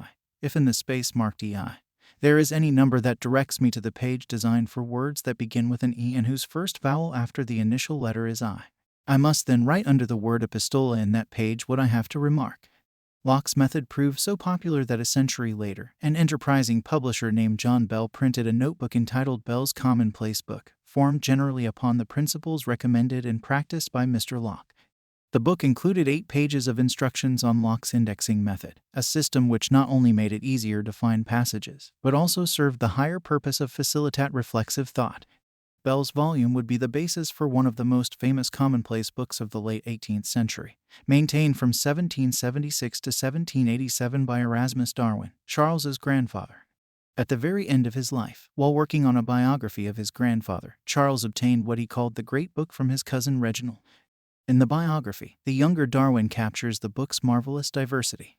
There are schemes and sketches for an improved lamp, like our present moderators, candlesticks with telescope stands so as to be raised at pleasure to any required height, a manifold writer, a knitting loom for stockings, a weighing machine, a surveying machine, a flying bird, with an ingenious escapement for the movement of the wings, and he suggests gunpowder or compressed air as the motive power. The tradition of the commonplace book contains a central tension between order and chaos, between the desire for methodical arrangement and the desire for surprising new links of association. For some Enlightenment-era advocates, the systematic indexing of the commonplace book became an aspirational metaphor for one's own mental life. The dissenting preacher John Mason wrote in 1745, "Think it not enough to furnish this storehouse of the mind with good thoughts, but lay them up there in order, digested or ranged under proper subjects or classes. At whatever subject you have occasion to think or talk upon, you may have recourse immediately to a good thought, which you heretofore laid up there under that subject, so that the very mention of the subject may bring the thought to hand, by which means you will carry a regular commonplace book in your memory." Others, including Priestley and both Darwins, used their commonplace books as a repository for a vast miscellany of hunches. The historian Robert Darnton describes this tangled mix of writing and reading.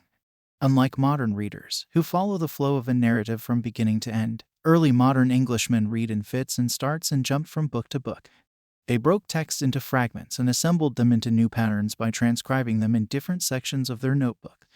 Then they reread the copies and rearranged the patterns while adding more excerpts. Reading and writing were therefore inseparable activities. They belonged to a continuous effort to make sense of things. For the world was full of signs, you could read your way through it, and by keeping an account of your readings, you made a book of your own, one stamped with your personality. Each rereading of the commonplace book becomes a new kind of revelation. You see the evolutionary paths of all your past hunches, the ones that turned out to be red herrings, the ones that turned out to be too obvious to write, even the ones that turned into entire books. But each encounter holds the promise that some long-forgotten hunch will connect in a new way with some emerging obsession. The beauty of Locke's scheme was that it provided just enough order to find snippets when you were looking for them, but at the same time it allowed the main body of the commonplace book to have its own unruly, unplanned meanderings. Imposing too much order runs the risk of orphaning a promising hunch in a larger project that has died, and it makes it difficult for those ideas to mingle and breed when you revisit them. You need a system for capturing hunches, but not necessarily categorizing them, because categories can build barriers between disparate ideas, restrict them to their own conceptual islands. This is one way in which the human history of innovation deviates from the natural history. New ideas do not thrive on archipelagos. In the bibliographic history of epic miscellany, another British title deserves mention alongside Erasmus Darwin's commonplace book, an immensely popular Victorian how-to guide with the memorable title Inquire Within Upon Everything. The frontispiece text for the book, first published in 1865, hints at the immense collection of domestic resources it contained. Whether you wish to model a flower in wax, to study the rules of etiquette, to serve a relish for breakfast or supper, to supply a delicious entree for the dinner table, to plan a dinner for a large party or a small one, to cure a headache, to make a will, to get married, to bury a relative, whatever you may wish to do, to make, or to enjoy, provided your desire has relation to the necessities of domestic life, I shall be happy to assist you and therefore hope you will not fail to inquire within Editor. Over 100 editions of the guide were published, and it remained a common staple of British households well into the 20th century. One musty copy of the book lingered into the 1960s, in the home of a pair of mathematicians living in the suburbs of London. The couple had a young son who was drawn to the suggestion of magic in the book's title, and who spent hours exploring this portal to the world of information. The title stuck in the back of his mind, along with that wondrous feeling of exploring an immense trove of data. More than a decade later, he was working as a software consultant in a Swiss research lab and found himself overwhelmed by the flow of information and the personnel churn in the organization. As a side project, he began tinkering with an application that would allow him to keep track of all that data. When it came time to give his program a name, his mind drifted back to that strange Victorian household encyclopedia from his youth. He called his application Inquire. The application allowed you to store small blocks of information about people or projects as nodes in a connected network. It was easy to attach two-way pointers between nodes, so if you pulled up a person's name, you could instantly see all the projects he or she was working on. The application proved to be genuinely informative, but the programmer soon switched jobs and abandoned the code. He started up another version, which he called Tangle, a few years later, but it never got off the ground.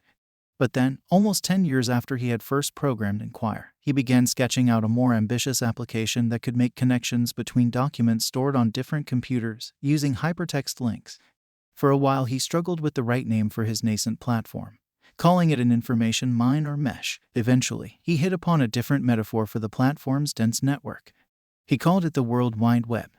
In his own account of the web's origins, Tim Berners-Lee makes no attempt to collapse the evolution of his marvelous idea into a single epiphany. The web came into being as an archetypal slow hunch, from a child's exploration of a 100-year-old encyclopedia, to a freelancer's idle side project designed to help him keep track of his colleagues, to a deliberate attempt to build a new information platform that could connect computers across the planet. Like Darwin's great understanding of life's tangled web, Berners-Lee's idea needed time, at least a decade's worth, to mature. Journalists have always asked me what the crucial idea was, or what the singular event was, that allowed the web to exist one day when it hadn't the day before. They are frustrated when I tell them there was no eureka moment. Inventing the World Wide Web involved my growing realization that there was a power in arranging ideas in an unconstrained, web-like way. And that awareness came to me through precisely that kind of process. The web arose as the answer to an open challenge, through the swirling together of influences, ideas, and realizations from many sides, until, by the wondrous offices of the human mind, a new concept gelled. It was a process of accretion, not the linear solving of one problem after another. Berners-Lee's slow, accretive development of the web takes us to the next scale of innovation. Cultivating hunches extends beyond the private dominion of memory and the commonplace book. Most people do not have the luxury that Darwin had, of spending an entire life in pursuit of his intellectual fancies. For most people, ideas happen in and around their work environments, with all the daily pressures, distractions, accountability, and constant supervision that work life so often implies. In this respect, Berners-Lee was supremely lucky in the work environment he had settled into, the Swiss particle physics lab CERN. It took him 10 years to nurture his slow hunch about a hypertext information platform. He spent most of those years working at CERN, but it wasn't until 1990, a decade after he had first begun working on Inquire, that CERN officially authorized him to work on the hypertext project. His day job was data acquisition and control. Building a global communications platform was his hobby. Because the two shared some attributes, his superiors at CERN allowed Berners-Lee to tinker with his side project over the years. Thanks to a handful of newsgroups on the internet, Berners-Lee was able to supplement and refine his ideas by conversing with other early hypertext innovators. That combination of flexibility and connection gave Berners-Lee critical support for his idea. He needed a work environment that carved out a space for slow hunches, cordoned off from all the immediate dictates of the day's agenda. And he needed information networks that let those hunches travel to other minds, where they could be augmented and polished. If there is an innovation antimatter to CERN's hunch-sustaining matter, it might well be the Federal Bureau of Investigation in the summer of 2001. There were two crucial networks that failed to make the proper connections in the months leading up to 9/11, the information network of the automated case support system and the neural networks in the brains of the key participants. Even back in 2001, retrieving documents with an unlikely combination of terms, say, for example, flight schools and radical Islamic fundamentalists, was a routine matter. Millions of users of Google, founded 3 years earlier, were doing comparable queries of the entire web with near instantaneous results. Had the information network automatically suggested that the radical fundamentalist unit officials read the Phoenix memo after the Minnesota office began its investigation into Mouse AI, the last few weeks of summer might have played out very differently. But however smart the network itself could have been, it still required a comparable connection to take place in the minds of the participants. If David Frasca had read the memo that Ken Williams had addressed to him, he might well have been able to connect the two hunches using the advanced pattern recognition technology of the human brain. The failure of those two networks to connect the Phoenix and Minnesota hunches was partly attributable to the practically medieval information technology employed by the FBI. But even if the Bureau had miraculously upgraded its network in the summer of 2001, the two hunches would likely have remained apart because the lack of connections in the automated case support system was a design principle, not merely the result of old-fashioned technology. It was, in computer science parlance, a feature, not a bug. The FBI's information network was a classic closed network. Not only could outsiders not access information in it, but also, the system was designed so that documents were carefully shielded from other members of the organization, a legacy of an institution predicated on secrets and need-to-know restrictions. A final report of the Judiciary Committee investigation into the intelligence failings in the months prior to 9/11 explicitly cited this design principle of the Bureau's information network as one of the key culprits, calling it a stovepipe mentality where crucial intelligence is pigeonholed into a particular unit and may not be shared with other units. In a real sense, the FBI in the months leading up to 9/11 was a hunch-killing system, which is more than a little ironic, given the important role that hunches play in most accounts, real or fictional, of great investigators. In the FBI culture, an analyst labeling a report speculative was enough to keep it from advancing up the chain of command, while the outdated stovepipe architecture kept Williams's hunch from circulating to other field agents working on their own hunches. Tim Berners-Lee's monumental vision at CERN was a tangled web of data, a swirling together of influences, ideas, and realizations from many sides. The automated case support system wasn't just incompetent at creative tangle, the system was explicitly designed to eliminate it. In 1980, to allude to inquire within upon everything in the name of your software package was more than a little audacious. Berners-Lee was just trying to keep track of his colleagues at CERN, not organize all the world's information. But inquire within could well be the slogan for Google, which is why it is strangely appropriate that Google, in its own corporate environment, has arguably done the most to adopt and expand the kind of slow hunch innovation that created the web in the first place.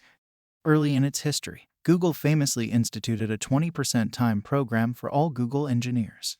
For every 4 hours they spend working on official company projects, the engineers are required to spend 1 hour on their own pet project, guided entirely by their own passions and instincts.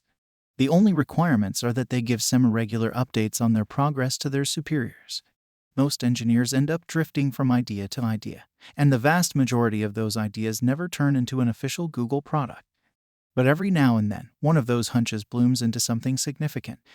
AdSense, Google's platform that allows bloggers and web publishers to run Google ads on their sites, was partially generated during 20% time. In 2009, AdSense was responsible for more than $5 billion of Google's earnings, nearly a third of their total for the year. Orkut, one of the largest social network sites in India and Brazil, originated in the innovation time off of a Turkish Google engineer named Orkut Bayakoktan. Google's popular mail platform, Gmail, has roots in an innovation time-off project as well. Marissa Mayer, Google's vice president of search products and user experience, claims that over 50% of Google's new products derive from innovation time-off hunches. The most telling contrast between Google and the FBI lies in the story of Krishna Bharat, who now holds the title of principal scientist at Google. In the weeks after 9/11, Bharat found himself overwhelmed by the amount of news information available about the attacks and the imminent war in Afghanistan. It occurred to him that it would be useful to create a software tool that could organize all those stories into useful clusters of relevance, so that you could see at a glance all the latest stories from around the web about the search for bin Laden, or the cleanup efforts at Ground Zero, or the Bush administration's case for military retaliation.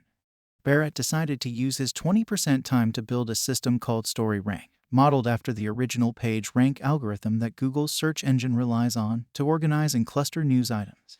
StoryRank eventually blossomed into Google News, one of the most popular sources of news and commentary on the web. In a sense, the narrative of StoryRank's evolution is the exact mirror image of the narrative of the Phoenix Memo. Like Tim Berners-Lee, Barrett was blessed with an organizational culture that encouraged hunches and gave them the space and time they needed to evolve. And Barrett took that nurturing environment and used it to build a tool that could automatically assemble clusters of relevance and association between documents. Precisely the kind of system that could have connected the dots between the Phoenix Memo and the Mouse AI investigation.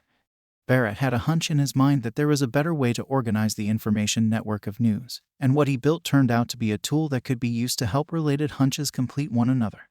Google News launched in September of 2002, which means StoryRank went from a hunch in Krishna Bharat's mind to a shipping product in 1 year. 9 years after 9/11, the FBI is still using the automated case support system. Chapter 4. Serendipity. Like any other thought, a hunch is simply a network of cells firing inside your brain in an organized pattern. But for that hunch to blossom into something more substantial, it has to connect with other ideas. The hunch requires an environment where surprising new connections can be forged, the neurons and synapses of the brain itself, and the larger cultural environment that the brain occupies. For many years, a debate raged over the nature of those neural connections. Were they chemical or electrical in nature? Were there chemical soups in the brain, or sparks? The answer turned out to be both. Neurons send electrical signals down the long cables of their axons, which connect to other neurons via small synaptic gaps. When the electrical charge reaches the synapse, it releases a chemical messenger, a neurotransmitter like dopamine or serotonin, that floats across to the receiving neuron and ultimately triggers another electrical charge, which travels out to other neurons in the brain. The hybrid electrochemical nature of nerve communication was first established in another of the 20th century's most celebrated experiments. In the early 1920s, the German scientist Otto Loewi isolated 2 still-beating frog hearts in separate vessels containing a saline solution. In one heart, he attached an electrode to the vagus nerve, which in an intact body starts in the brain stem and extends throughout the body. Because the vagus nerve helps regulate the parasympathetic system, stimulating the nerve with an electric charge slowed the heartbeat down. Loewi then extracted some of the solution that surrounded the heart and poured it over the second heart. Instantly, the second heart began to beat more slowly as well, even though its vagus nerve had not been electrically stimulated. Loewi's ingenious experiment demonstrated that the instructions to slow down the heartbeat had passed through the chemical soup of the saline solution. By stimulating a different part of the frog's vagus nerve, he could also accelerate both heartbeats in the same fashion. We now know that the electrical stimulation was releasing 2 distinct molecules into the soup, acetylcholine and adrenaline. Loewi's experiment, as influential as it was, is now remembered as much for the curious way Loewi conceived of it. The idea for the experiment came to Loewi in a dream, in 2 dreams, to be exact. The night before Easter Sunday of that year I awoke, turned on the light, and jotted down a few notes on a tiny slip of thin paper. Then I fell asleep again. It occurred to me at 6 o'clock in the morning that during the night I had written down something most important, but I was unable to decipher the scrawl. The next night, at 3 o'clock, the idea returned. It was the design of an experiment to determine whether or not the hypothesis of chemical transmission that I had uttered 17 years ago was correct. I got up immediately, went to the laboratory, and performed a simple experiment on a frog heart according to the nocturnal design. We conventionally associate dream inspiration with the creative arts, but the canon of scientific breakthroughs contains many revolutionary ideas that originated in dreams. The Russian scientist Dmitry Mendeleev created the periodic table of the elements after a dream suggested to him that the table could be ordered by atomic weight. It was in a dream in 1947 that Nobel laureate John Carroll Eccles originally conceived his theory of synaptic inhibitory action, which helped explain how connected neurons can fire without triggering an endless cascade of brain activity. Interestingly, Eccles's initial hunch involved a purely electrical system, but later experiments proved that the chemical GABA was central to synaptic inhibition, putting him in agreement with Loewi's experiment of decades before. There is nothing mystical about the role of dreams in scientific discovery. While dream activity remains a fertile domain for research, we note that during REM sleep acetylcholine-releasing cells in the brain stem fire indiscriminately, sending surges of electricity billowing out across the brain. Memories and associations are triggered in a chaotic, semi-random fashion, creating the hallucinatory quality of dreams. Most of those new neuronal connections are meaningless, but every now and then the dreaming brain stumbles across a valuable link that has escaped waking consciousness. In this sense, Freud had it backward with his notion of dream work. The dream is not somehow unveiling a repressed truth. Instead, it is exploring, trying to find new truths by experimenting with novel combinations of neurons. A recent experiment led by the German neuroscientist Ulrich Wagner demonstrates the potential for dream states to trigger new conceptual insights.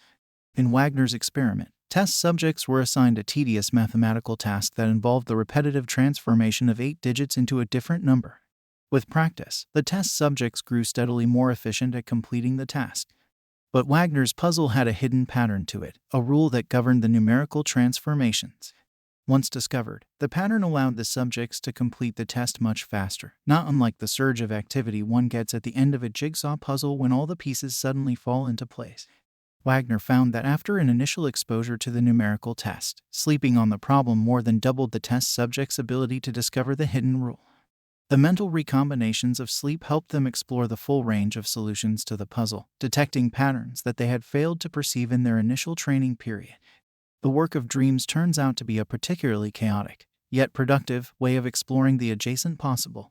In a sense, dreams are the mind's primordial soup, the medium that facilitates the serendipitous collisions of creative insight. And hunches are like those early carbon atoms, seeking out new kinds of connections to help them build new chains and rings of innovation. Loewy's dream about the frog heart experiment is often invoked as a story of sudden epiphany, a 20th century version of Newton's apple. But the truth is that Loewy had been musing on the idea that nerves might communicate chemically for 17 years. In part, his epiphany was made possible by the random connections of REM sleep. Yet it was also made possible by a slow hunch that had been lingering in the back of his mind for almost 2 decades. This pattern of a slow hunch crystallizing into a dream-inspired epiphany recurs in what may be the most famous reverie in the history of science.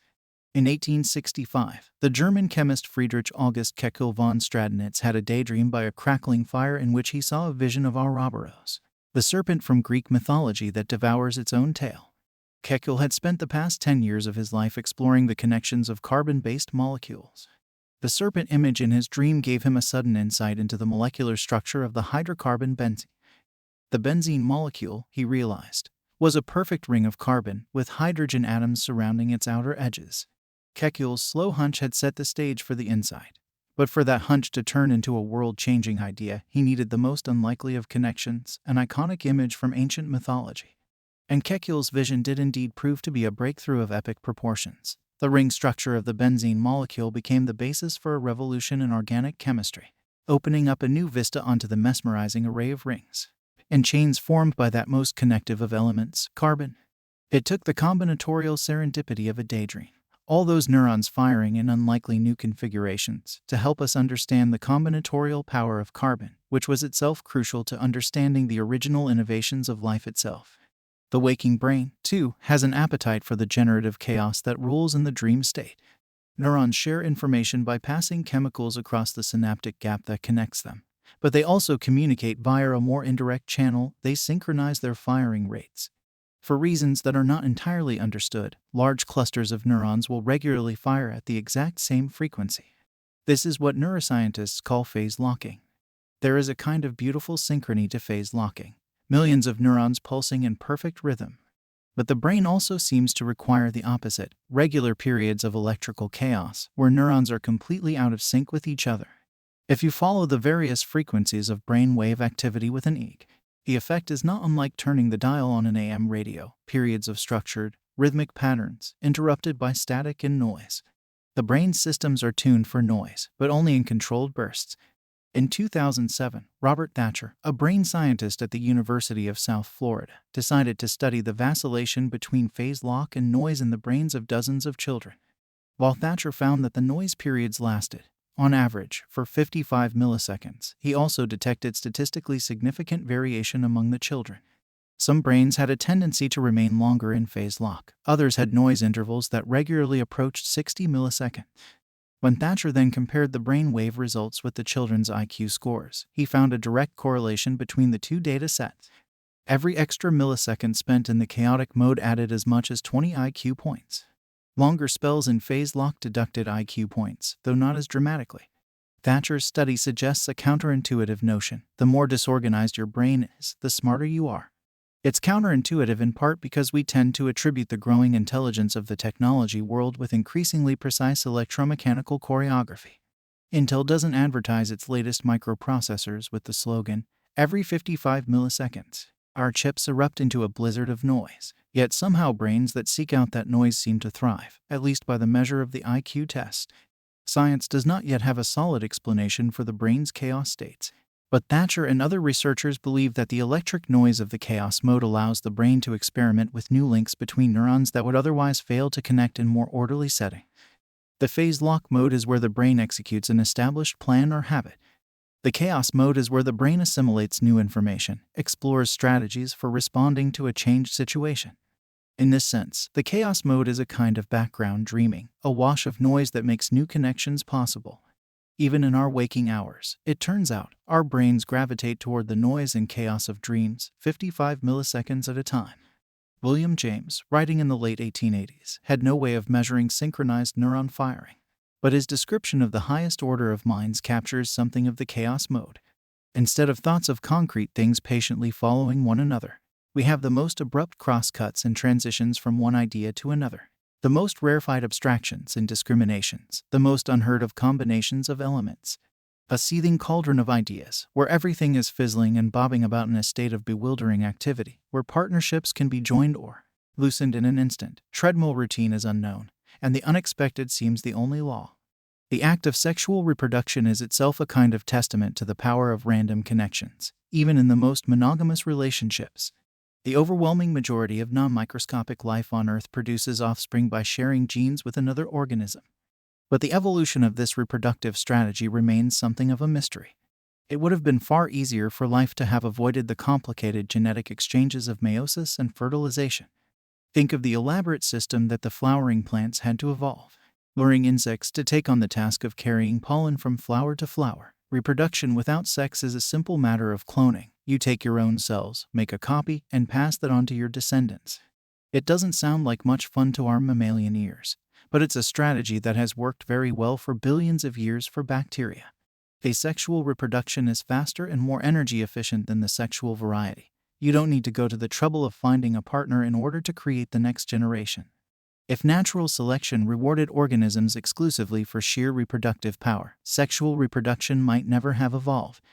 Asexual organisms reproduce on average twice as quickly as their sexual counterparts, in part because without a male-female distinction, every organism is capable of producing offspring directly. But evolution is not just a game of sheer quantity. Overpopulation, after all, poses its own dangers, and a community of organisms with identical DNA makes a prime target for parasites or predators. For these reasons, natural selection also rewards innovation. Life's tendency to discover new ecological niches, new sources of energy. This is what Stuart Kauffman recognized when he first formulated the idea of the adjacent possible, that there is something like an essential drive in the biosphere to diversify into new ways of making a living. Scrambling together two distinct sets of DNA with each generation made for a far more complicated reproductive strategy, but it paid immense dividends in the rate of innovation. What we gave up in speed and simplicity, we made up for in creativity. The water flea Daphnia lives in most freshwater ponds and swamps. Its spasmodic movements in the water are responsible for the flea description, but in reality Daphnia are tiny crustaceans, no more than a few millimeters long. Under normal conditions, Daphnia reproduce asexually, with females producing a brood of identical copies of themselves in a tiny pouch. In this mode, the Daphnia community is composed entirely of females. This reproductive strategy proves to be stunningly successful. In warm summer months, Daphnia will often be one of the most abundant organisms in a pond ecosystem. But when conditions get tough, when droughts or other ecological disturbances happen, or when winter rolls in, the water fleas make a remarkable transformation. They start producing males and switch to reproducing sexually. In part, this switch is attributable to the sturdier eggs produced by sexual reproduction, which are more capable of surviving the long months of winter. But scientists believe that the sudden adoption of sex is also a kind of biological innovation strategy. In challenging times, an organism needs new ideas to meet those new challenges. Reproducing asexually makes perfect sense during prosperous periods. If life is good, keep doing what you're doing. Don't mess with success by introducing new genetic combinations. But when the world gets more challenging, scarce resources, predators, parasites, you need to innovate. And the quickest path to innovation lies in making novel connections. This strategy of switching back and forth between asexual and sexual reproduction goes by the name heterogamy, and while it is unusual, many different organisms have adopted it. Slime molds, algae, and aphids have all evolved heterogamous reproductive strategies. In each organism, the Daphnia pattern repeats itself. The genetic recombinations of sex emerge when conditions get difficult. Swapping genes with another organism is itself more difficult than simple cloning. But the innovation rewards of sex outweigh the risks of the more stable path. When nature finds itself in need of new ideas, it strives to connect, not protect. The English language is blessed with a wonderful word that captures the power of accidental connection, serendipity. First coined in a letter written by the English novelist Horace Walpole in 1754. The word derives from a Persian fairy tale titled The Three Princes of Serendip, the protagonists of which were always making discoveries, by accident and sagacity, of things they were not in quest of. The contemporary novelist John Barth describes it in nautical terms: you don't reach serendip by plotting a course for it. You have to set out in good faith for elsewhere and lose your bearings serendipitously. But serendipity is not just about embracing random encounters for the sheer exhilaration of it. Serendipity is built out of happy accidents, to be sure, but what makes them happy is the fact that the discovery you've made is meaningful to you. It completes a hunch, or opens up a door in the adjacent possible that you had overlooked.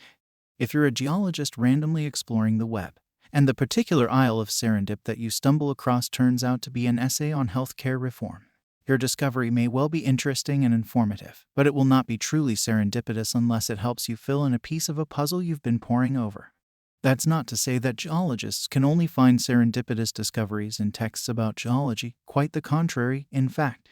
Serendipitous discoveries often involve exchanges across traditional disciplines. Think of the way Kekule's mythic serpent led to a revolution in organic chemistry.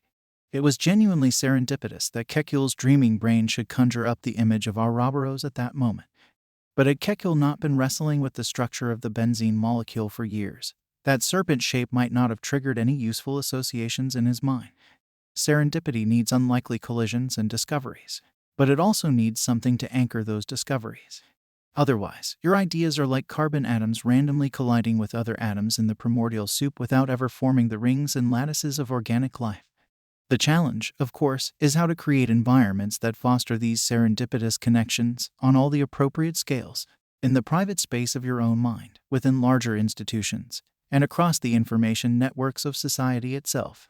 At first blush, the idea of conjuring up serendipitous discoveries inside your own mind seems like a contradiction in terms. Wouldn't that be like losing your bearings in your own driveway? Yet that's exactly what Kekule was doing by the fire. He was connecting two distinct thoughts that each occupied a slot in his memory banks: the riddle of benzene's molecular structure and the tail-swallowing Ouroboros. The truth is, your mind contains a near infinite number of ideas and memories that at any given moment are lurking outside your consciousness. Some tiny fraction of those thoughts are like Kekule's serpent, surprising connections that might help you unlock a door in the adjacent possible. But how do you get those particular clusters of neurons to fire at the right time? One way is to go for a walk. The history of innovation is replete with stories of good ideas that occurred to people while they were out on a stroll. The shower or stroll removes you from the task-based focus of modern life, paying bills, answering email, helping kids with homework, and deposits you in a more associative state. Given enough time, your mind will often stumble across some old connection that it had long overlooked, and you experience that delightful feeling of private serendipity. Why didn't I think of that before? In his book The Foundations of Science, the French mathematician and physicist Henri Poincaré devotes an autobiographical chapter to the question of mathematical creativity. The chapter begins with a detailed account of how Poincaré discovered the class of fusion functions, one of the first influential mathematical concepts of his career. He begins by attempting to prove that the functions do not exist. For 15 days he struggles at his desk with no success. Then one evening he breaks from his ordinary routine and drinks black coffee. Unable to sleep, his mind seethes with promising hunches. Ideas rose in crowds. Poincaré writes, "I felt them collide until pairs interlocked, so to speak, making a stable combination. By the next morning I had established the existence of a class of fusion functions, those which come from the hypergeometric series." His next insight, a connection between the functions and non-Euclidean geometry, comes several weeks later while boarding a bus during a geological expedition in Normandy. On his return home, he commences work on an unrelated arithmetical question and flounders for several days. Disgusted with my failure, he writes, I went to spend a few days at the seaside and thought of something else. One morning, walking on the bluff, the idea came to me, with just the same characteristics of brevity, suddenness, and immediate certainty. That the arithmetic transformations of indeterminate ternary quadratic forms were identical with those of non-Euclidean geometry. He returns home again and works through the implications, but encounters another roadblock. Military service then dictates a trip to Fort Montvalérien in the suburbs of Paris, where he has little time to think about mathematics at all. And yet the final missing piece arrives nonetheless. One day, going along the street, the solution of the difficulty which had stopped me suddenly appeared to me. I did not try to go deep into it immediately, and only after my service did I again take up the question. I had all the elements and had only to arrange them and put them together. So I wrote out my final memoir at a single stroke and without difficulty. Poincare's account may be the most pedestrian story of scientific creativity on record. Whenever he actually sits down at his desk, the innovations seem to grind to a halt. But on foot, his ideas rose in crowds. Trying to explain the phenomenon, Poincare reaches for an atomic metaphor, with each partial idea or hunch represented by an atom hooked to a wall. In normal situations, the atoms remain in place, locked into a stable configuration. But when the mind wanders, the atoms become untethered. During a period of apparent rest and unconscious work, certain of them are detached from the wall and put in motion. They flash in every direction through the space where they are enclosed, as would, for example, a swarm of gnats or, if you prefer a more learned comparison, like the molecules of gas in the kinematic theory of gases. Then their mutual impacts may produce new combinations. While the creative walk can produce new serendipitous combinations of existing ideas in our heads, we can also cultivate serendipity in the way that we absorb new ideas from the outside world. Reading remains an unsurpassed vehicle for the transmission of interesting new ideas and perspectives. But those of us who aren't scholars or involved in the publishing business are only able to block out time to read around the edges of our work schedule, listening to an audiobook during the morning commute, or taking in a chapter after the kids are down. The problem with assimilating new ideas at the fringes of your daily routine is that the potential combinations are limited by the reach of your memory. If it takes you 2 weeks to finish a book, by the time you get to the next book, you've forgotten much of what was so interesting or provocative about the original one. You can immerse yourself in a single author's perspective, but then it's harder to create serendipitous collisions between the ideas of multiple authors. One way around this limitation is to carve out dedicated periods where you read a large and varied collection of books and essays in a condensed amount of time. Bill Gates are famous for taking annual reading vacations. During the year, they deliberately cultivate a stack of reading material, much of it unrelated to their day-to-day focus at Microsoft, and then they take off for a week or two and do a deep dive into the words they've stockpiled. By compressing their intake into a matter of days, they give new ideas additional opportunities to network among themselves, for the simple reason that it's easier to remember something that you read yesterday than it is to remember something you read 6 months ago. In Poincare's language, the deep dive, like the long stroll, detaches the atoms from the wall and puts them in motion. Most of us don't have the luxury of taking deep dive reading sabbaticals, of course, and reading a few thousand pages is not everyone's idea of a fun vacation. But there's no reason why organizations couldn't recognize the value of a reading sabbatical, the way many organizations encourage their employees to take time off for learning new skills. If Google can give its engineers 1 day a week to work on anything they want, surely other organizations can figure out a way to give their employees dedicated time to immerse themselves in a network of new ideas. Private serendipity can be cultivated by technology as well. For more than a decade now, I have been curating a private digital archive of quotes that I've found intriguing, my 21st century version of the commonplace book. Some of these passages involve very focused research on a specific project. Others are more random discoveries, hunches waiting to make a connection. Some of them are passages that I've transcribed from books or articles. Others were clipped directly from web pages. I keep all these quotes in a database using a program called Devon Think, where I also store my own writing, chapters, essays, blog posts, notes. By combining my own words with passages from other sources, the collection becomes something more than just a file storage system. It becomes a digital extension of my imperfect memory, an archive of all my old ideas and the ideas that have influenced me.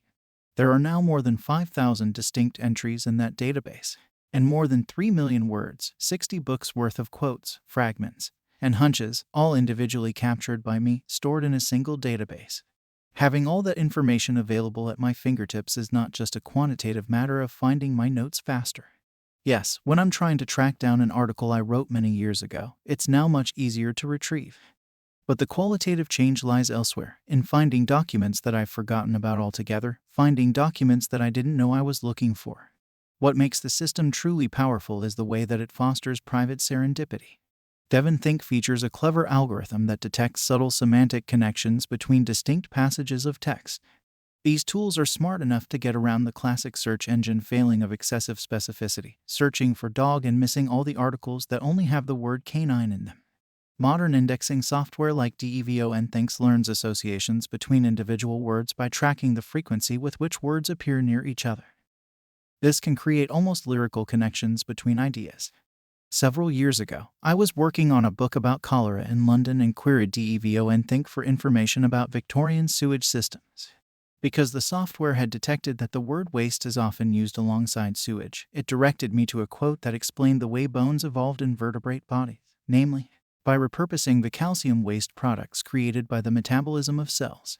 At first glance, that might seem like an errant result, but it sent me off on a long and fruitful tangent into the way complex systems, whether cities or bodies, find productive uses for the waste they create. That idea became a central organizing theme for one of the chapters in the cholera book. Now, strictly speaking, who was responsible for that initial idea? Was it me or the software? It sounds like a facetious question, but I mean it seriously. Obviously, the computer wasn't conscious of the idea taking shape, and I supplied the conceptual glue that linked the London sewers to cell metabolism. But I'm not at all confident that I would have made the initial connection without the help of the software. The idea was a true collaboration, two very different kinds of intelligence playing off one another, one carbon-based, the other silicon. When I'd first captured that quote about calcium in bone structure, I'd had no idea that it would ultimately connect to the history of London's sewage system. But there was something about that concept that intrigued me enough to store it in the database.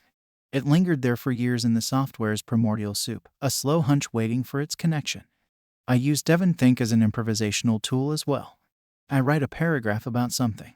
Let's say it's about the human brain's remarkable facility for interpreting facial expressions. I then plug that paragraph into the software and ask DevonThink to find other passages in my archive that are similar. Instantly, a list of quotes appears on my screen, some delving into the neural architecture that triggers facial expressions, others exploring the evolutionary history of the smile, others dealing with the expressiveness of our near relatives, the chimpanzees. Invariably, one or two of these triggers a new association in my head. Perhaps I've forgotten about the chimpanzee connection, and so I select that quote and ask the software to find a new batch of passages similar to it. Before long, a larger idea takes shape in my head, built upon the trail of associations the machine has assembled for me. Compare that to the traditional way of exploring your files, where the computer is like a dutiful but dumb butler. Find me that document about the chimpanzees. That's searching. The other feels radically different, so different that we don't quite have a verb for it. It's riffing or exploring. There are false starts and red herrings, but there are just as many happy accidents and unexpected discoveries. Indeed, the fuzziness of the results is part of what makes the software so powerful. The serendipity of the system emerges out of two distinct forces.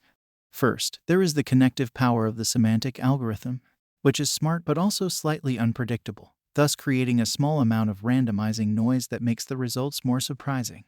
But that randomizing force is held in check by the fact that I have curated all these passages myself, which makes each individual connection far more likely to be useful to me in some way. When you start a new query in DevonThink and look down at the initial results, at first glance they can sometimes seem jumbled and disconnected, but then you read through them in more detail, and inevitably something tantalizing catches your eye. Jumbled and disconnected is of course also how we describe the strange explorations of our dreams, and the comparison is an apt one. DevonThink takes the strange but generative combinations of the dream state and turns them into software. If you visit the serendipity entry in Wikipedia, you are one click away from entries on LSD, Teflon, Parkinson's disease, Sri Lanka, Isaac Newton, Viagra, and about 200 other topics of comparable diversity. That eclecticism is particularly acute at Wikipedia, of course, but it derives from the fundamentally tangled nature of Tim Berners-Lee's original hypertext architecture. No medium in history has ever offered such unlikely trails of connection and chance in such an intuitive and accessible form. Yet in recent years, a puzzling meme has emerged on Opus Ed pages with a strange insistence: the rise of the web, its proponents argue, has led to a decline in serendipitous discovery. Consider this representative elegy to the endangered joy of serendipity, authored by a journalism professor named William McKean. Think about the library. Do people browse anymore? We have become such a directed people. We can target what we want thanks to the internet. Put a couple of keywords into a search engine and you find, with an irritating hit or miss here and there, exactly what you're looking for. It's efficient but dull. You miss the time-consuming but enriching act of looking through shelves, of pulling down a book because the title interests you, or the binding, looking for something and being surprised by what you find, even if it's not what you set out looking for, is one of life's great pleasures, and so far no software exists that can duplicate that experience. In a similar piece, the New York Times technology editor, Damon Darlin, complained that the digital age is stamping out serendipity. Darlin acknowledged the vast influx of suggested reading that now arrives on our screen every morning via social network services like Twitter and Facebook, but claimed those links didn't constitute serendipity. Really groupthink, Darlin argued. Everything we need to know comes filtered and vetted.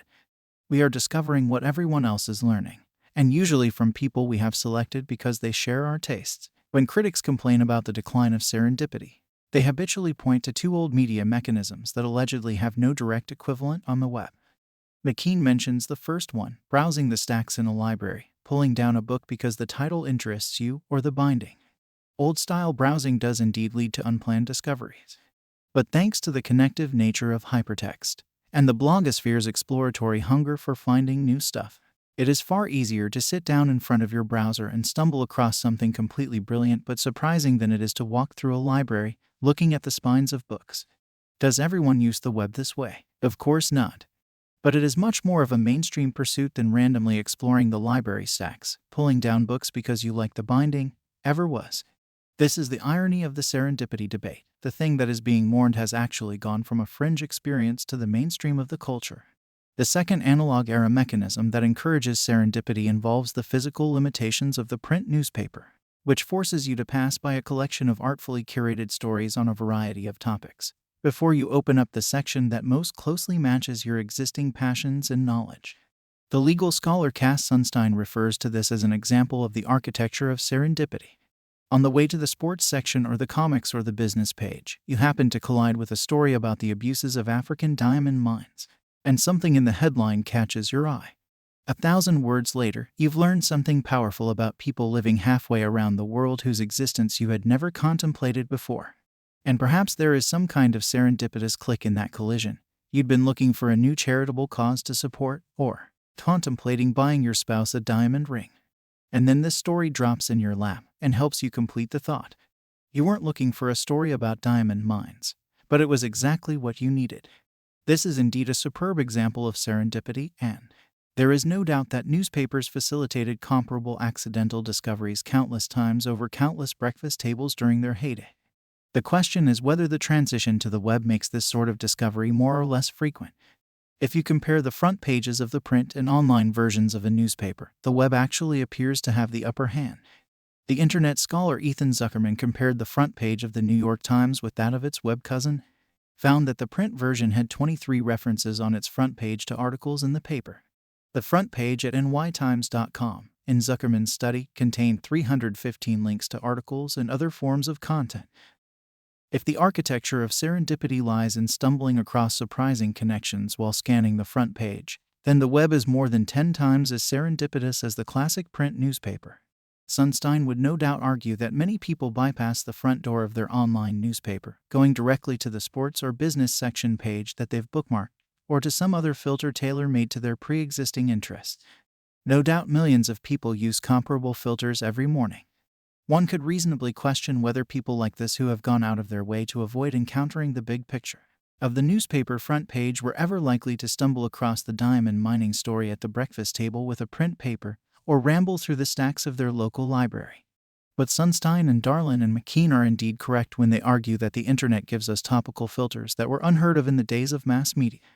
But those filters are only part of the story. Filters reduce serendipity. But beyond bookmarking, filters are a second-generation addition to the architecture of the web. They are not native to it.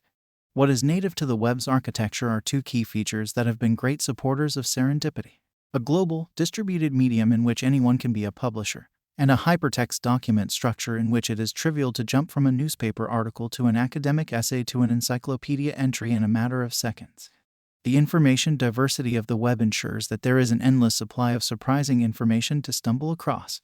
And the links of hypertext ensure that we can get to that information at lightning speed or follow trails of improvised association that would have been painfully slow to follow in the age of print media.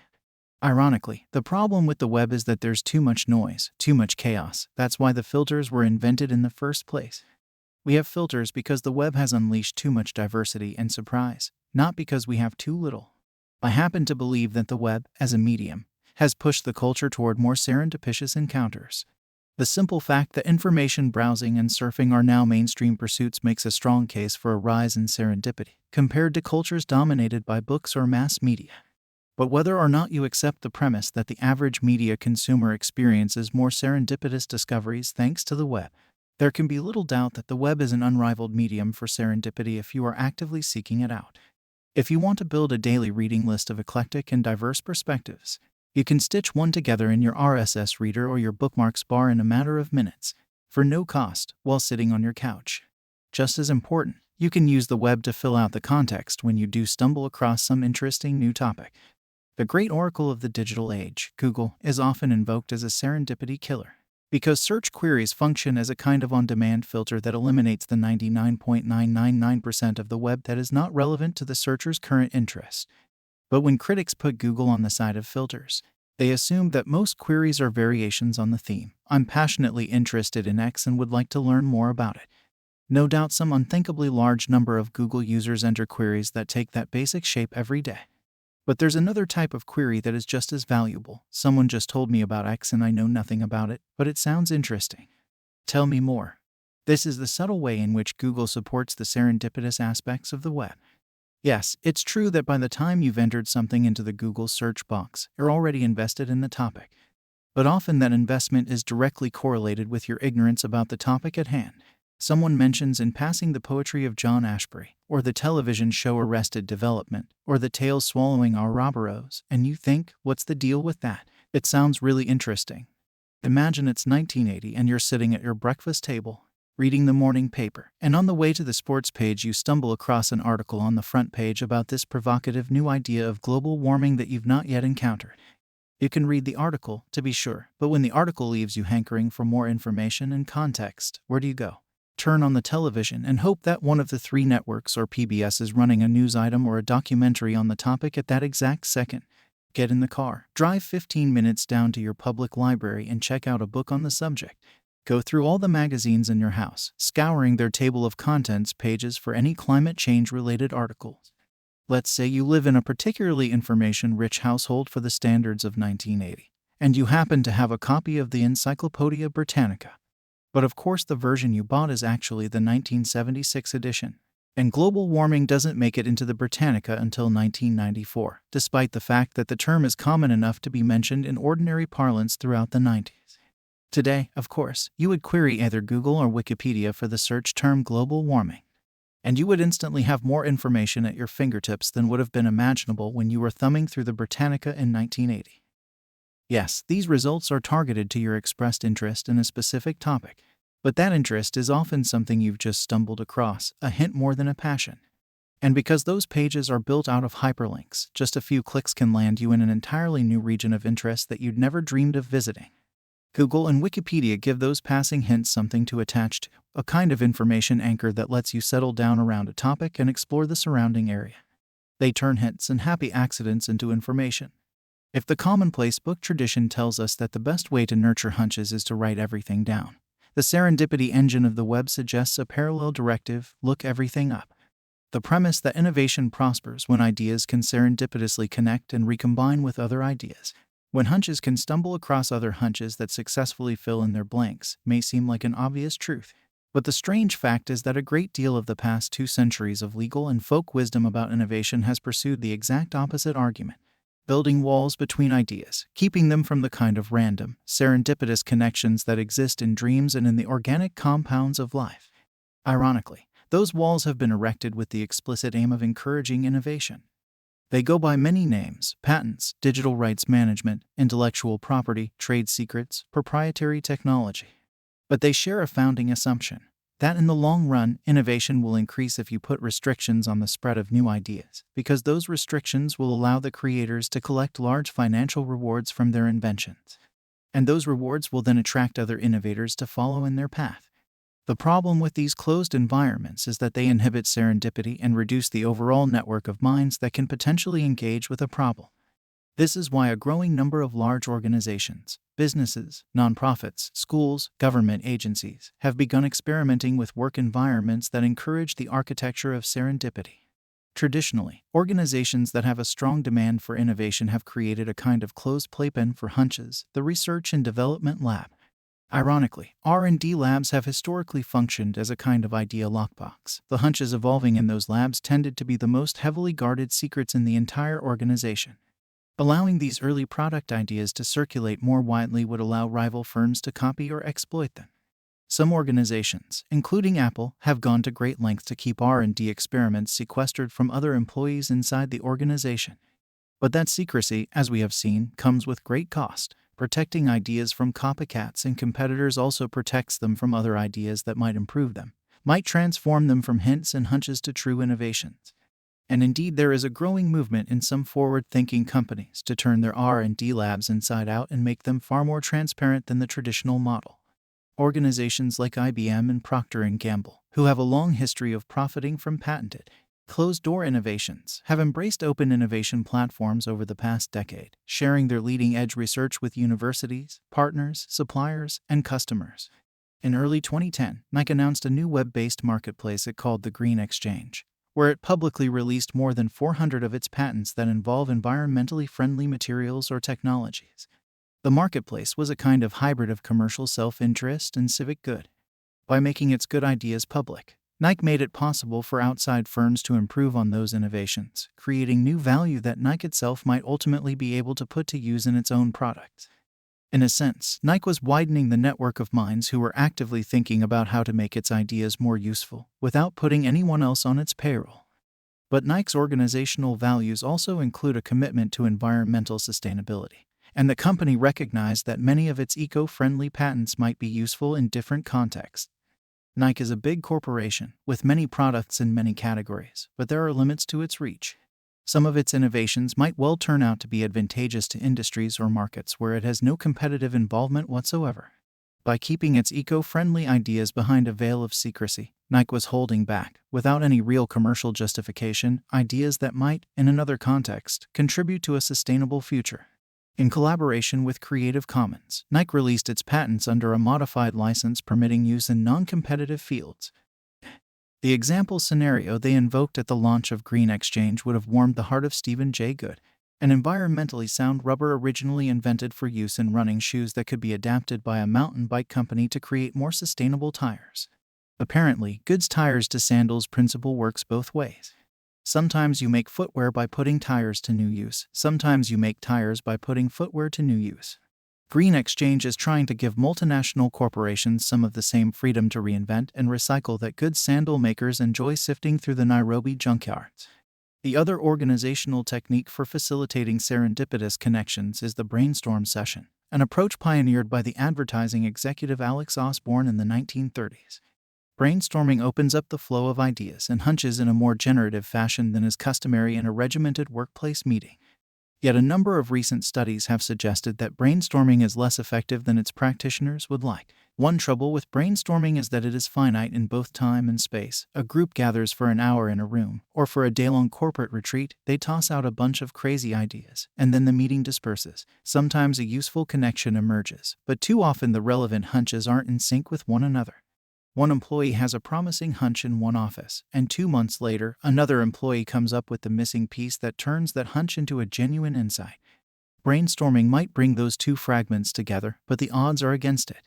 Imagine some kind of alternate reality where the FBI holds a corporate retreat in late August of 2001 and invites the field agents from Arizona and Minnesota to sit in a room together and brainstorm new potential threats against the United States.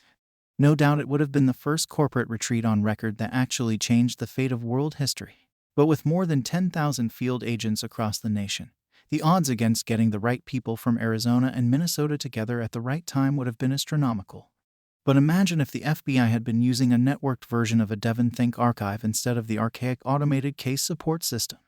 The top brass at the radical fundamentalist unit would still have read the search warrant request for Mao Zedong's laptop and thought to themselves, This sounds like a pretty shaky hunch. But a quick Devon Think query would have pointed them to the Phoenix memo, to another hunch about flight training and terrorism. Those two unlikely ideas would have collided, without the field agents in Phoenix and Minnesota even speaking to each other, much less sitting down for a brainstorming session. The secret to organizational inspiration is to build information networks that allow hunches to persist and disperse and recombine.